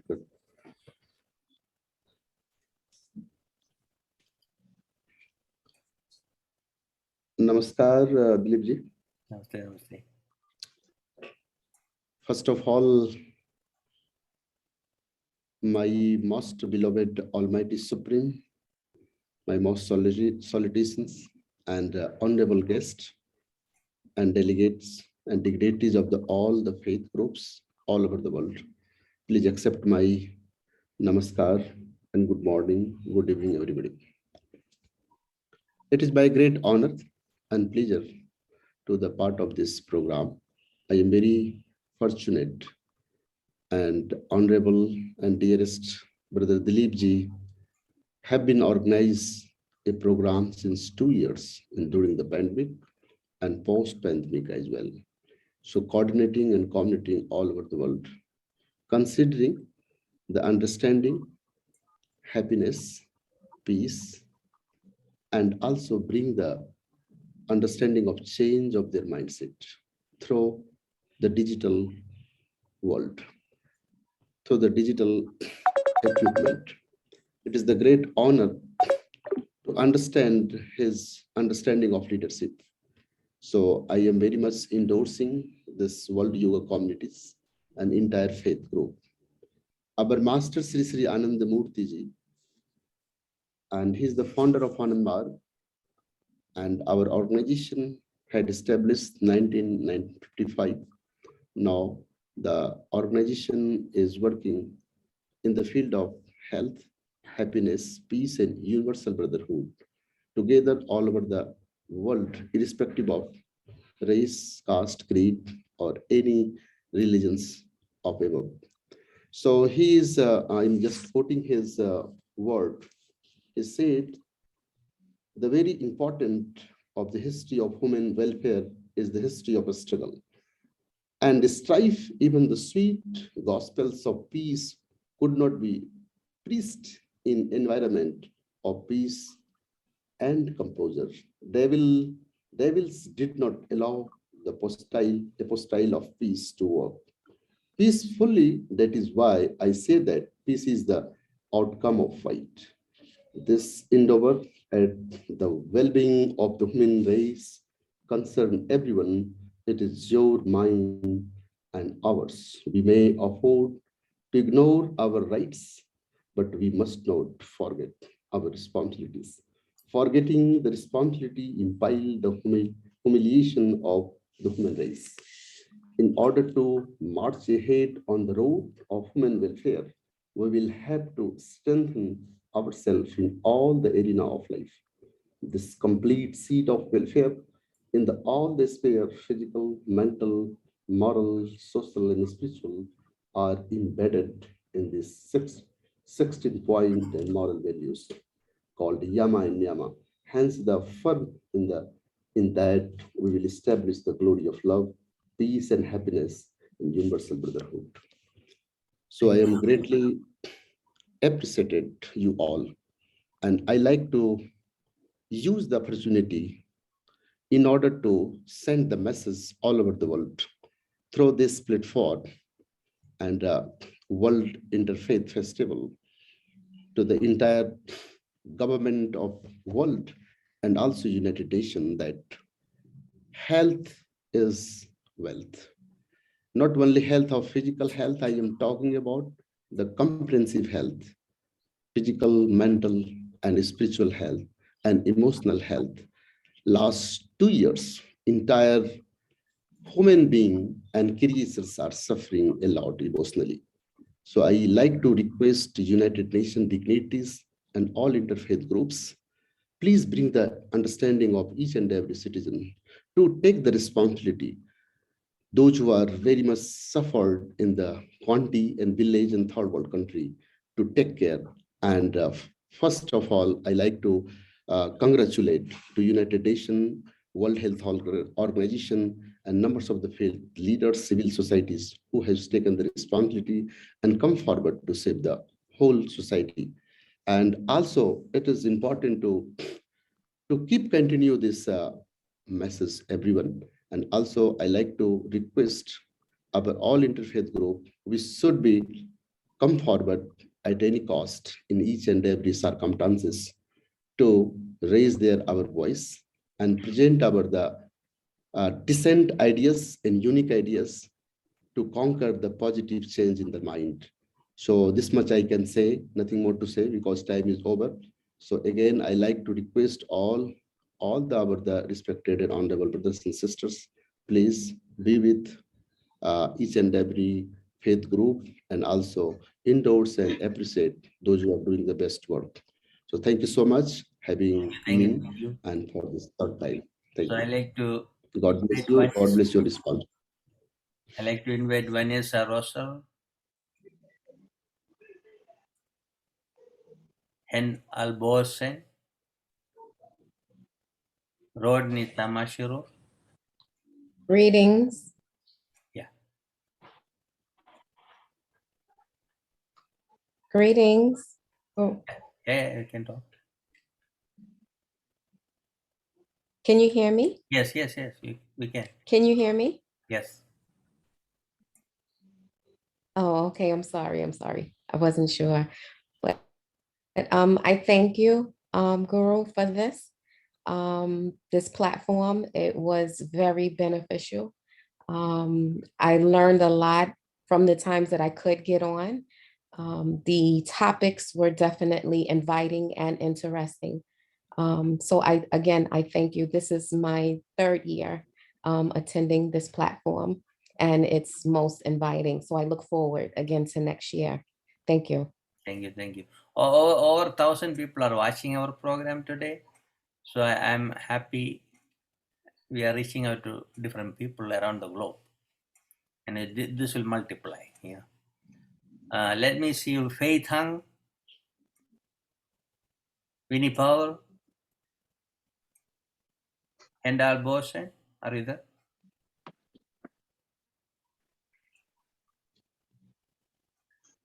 And Divya Prabha Madaji, are you there?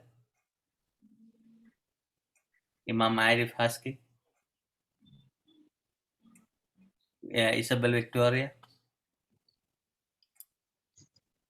Thank you.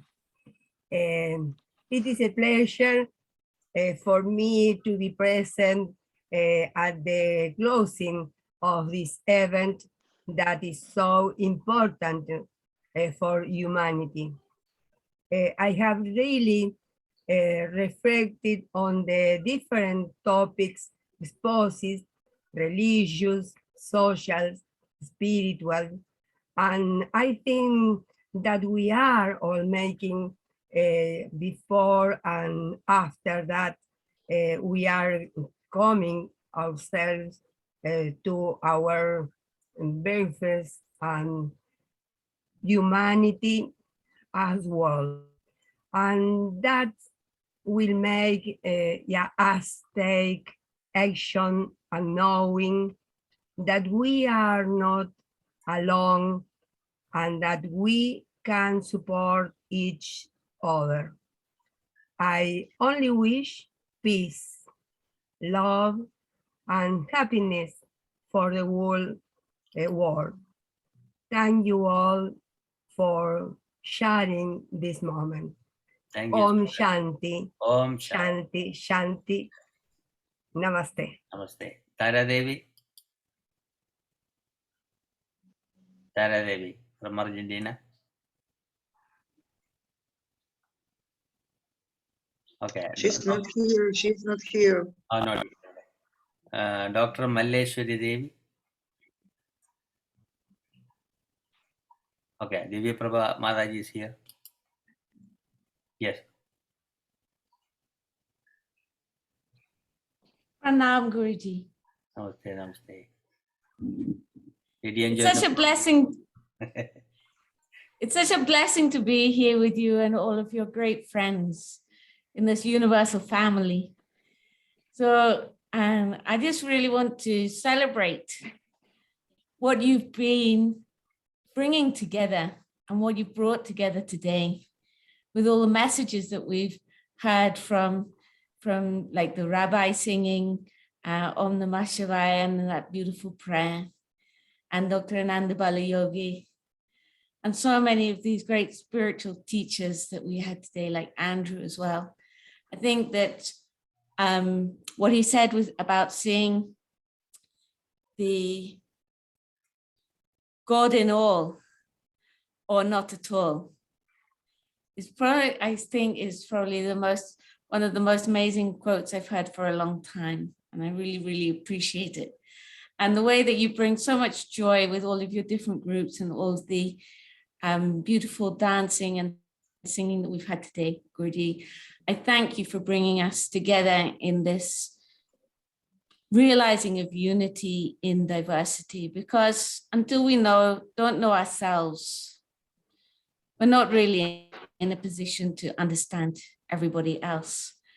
And here we really see the coming together of all the different paths in this global community through all the different faiths, all the different traditions, and hearing the same message of peace, love, and universality. And if we can together share this in all of our communities, we'll be able to bring all the community together around the world, closer together, closer to realizing that unity and diversity, closer to bringing that peace into every individual's life, so that as communities we can live in peace, as countries and living in peace. And in the current environment of this shocking experience between Russia and Ukraine, it's so important now. It's something that I think none of us could have imagined can happen in the European peninsula in this current time. So this message that you're bringing out to the world is more important than ever, realizing the sustainability, not just of the nature, the importance of education, the importance of bringing peace and unity into our own individual lives so that we can bring it together is more important than anything right now for all of us. So thank you, Guruji, for inviting all of us to be here. And I'm always here for you whenever you need. Pranam.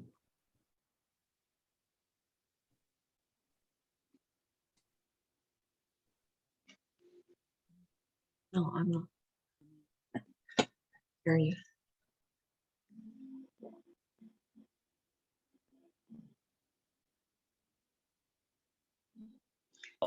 Grandmother Patricia, do you like to share any remarks?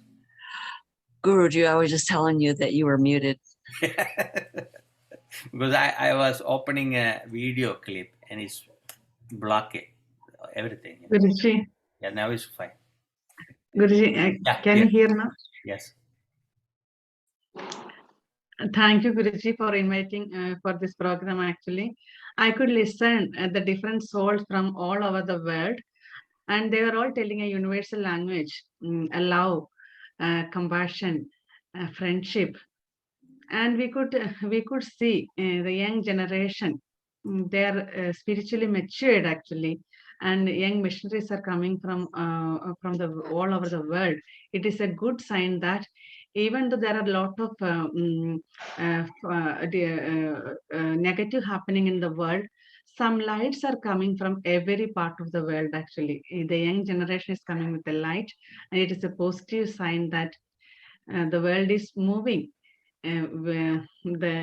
for a universal a goal that is love. Thank you so much.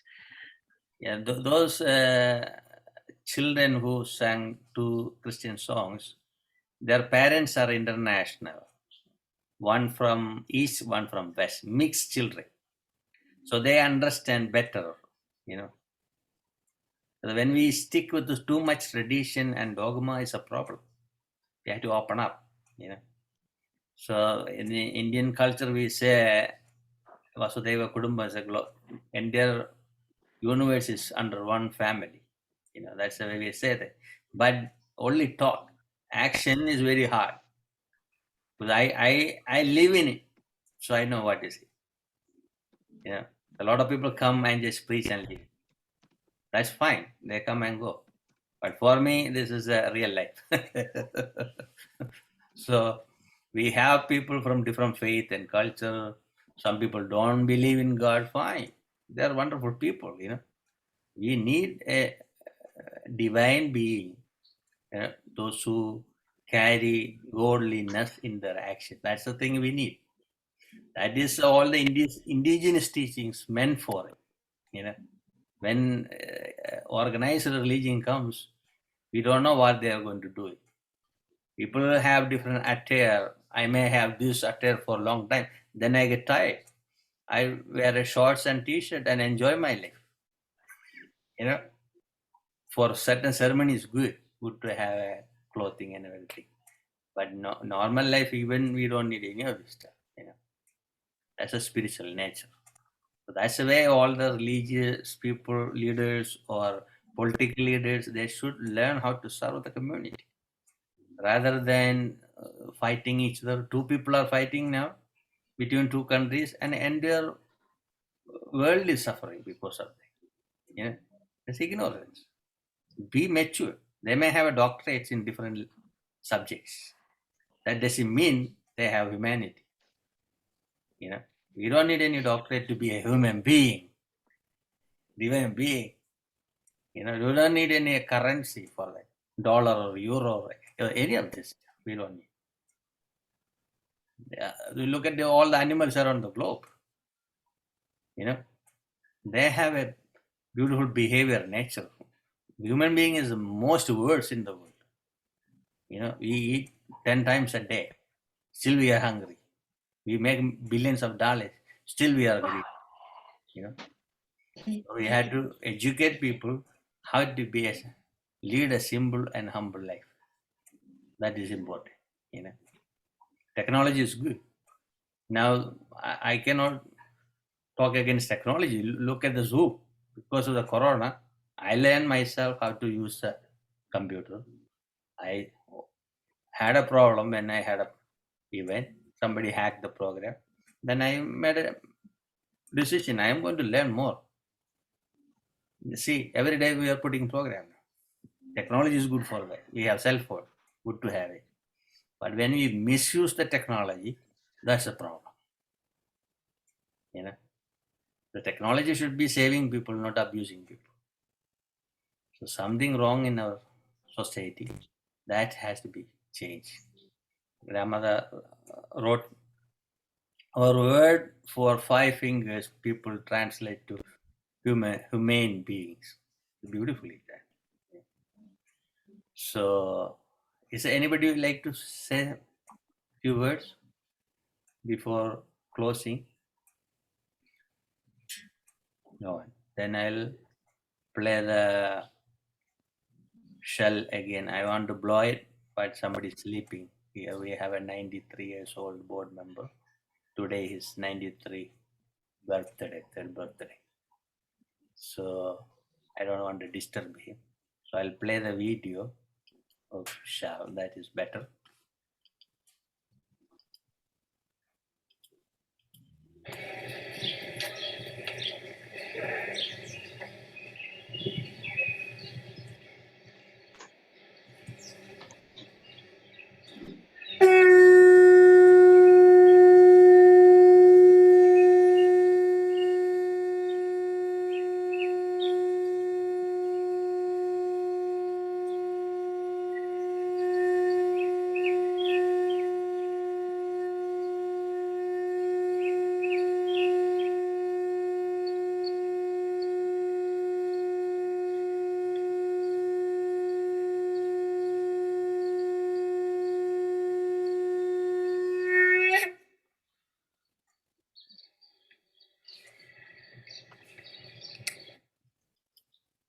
So everything starting from our breath, the prana, nothing else.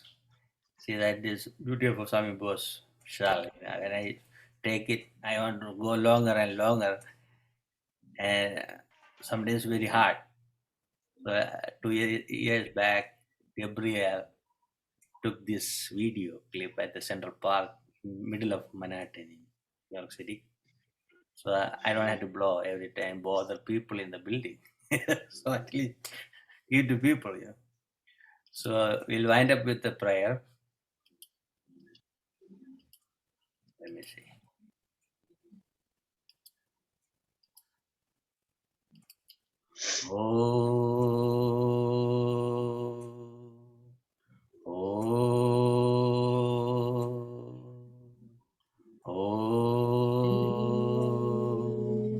Om Trayambakam Yajamahe Sugandhim Pushtivardanam Urvarugmiya Bandhana Mrityur Mokshayamamrita. Om Trayambakam Yajamahe Sugandhim Pushtivardanam Urvarugmiya Bandhana Mrityur Mokshayamamrita. Om Trayambakam Yajamahe Sugandhim Pushtivardanam Urvarugmiya Bandhana Mrityur Mokshayamamrita. Om Sarvesham Swastirvavadu Sarvesham Shantirbhavadu Sarvesham Purnam Bhavadu Sarvesham Mangalam Bhavadu Sarve Bhavantu Sukhinaha Sarve Sandhu Niramaya Sarve Bhadrani Bachantu Ma Gacchad Dukhabhat Bhave Asudoma Satgamaya Tamsoma Jyotirgamaya Mrityoma Mrangamaya Om Purnamada Purnamidam Purna Purnamudachyate Purnasya Purnamadaya Purnameva Vashishyate Loka Samasta Sukhino Bhavantu Loka Samasta Sukhino Bhavantu Loka Samasta Sukhino Bhavantu. Om Shanti Shanti Shanti. Thank you everyone.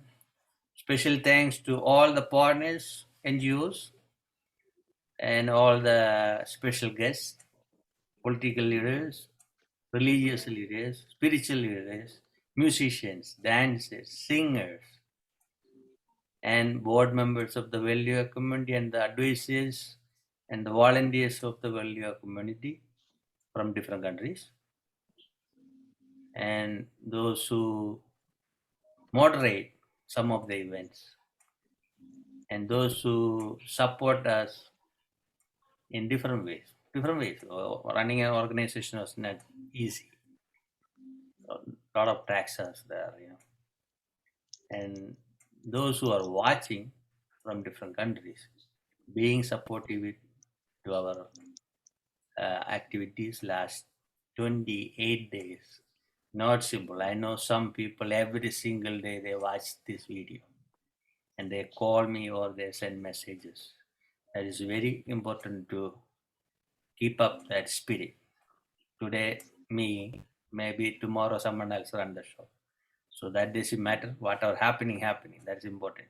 You take the spirit from this 1 month program and make sure you share that with your family and friends and your community. When you do some service to the community without any expectation, that's what I'll say. Service is supposed to be spiritual. And you have to make sure those who serve you take care of them. That's why most of the time my people, I always take care of them when they need any help. What I can do, I'll do it. That's the way it is. So there is no more dialect more than thank you. Nothing can change the word. I don't like saying thank you 24 hours. I like to say thank you from my heart. Nothing else. Thank you to you, sir. Thank you. Thank you so much. So Thank you. we will have a beautiful International Women's Day celebration, most probably on 9th of March. We are working on that one. Then April 22nd, we'll have Earth Festival. Then the 1 month yoga celebration, like last year. So let us see. We all work together. Thank you, everyone. See you soon. Thank you. Thank you. Thank you very much. Thank Au you. revoir. Thank you. Shukran. Thank you. Namaste. Namaste to all. Mark request for later too.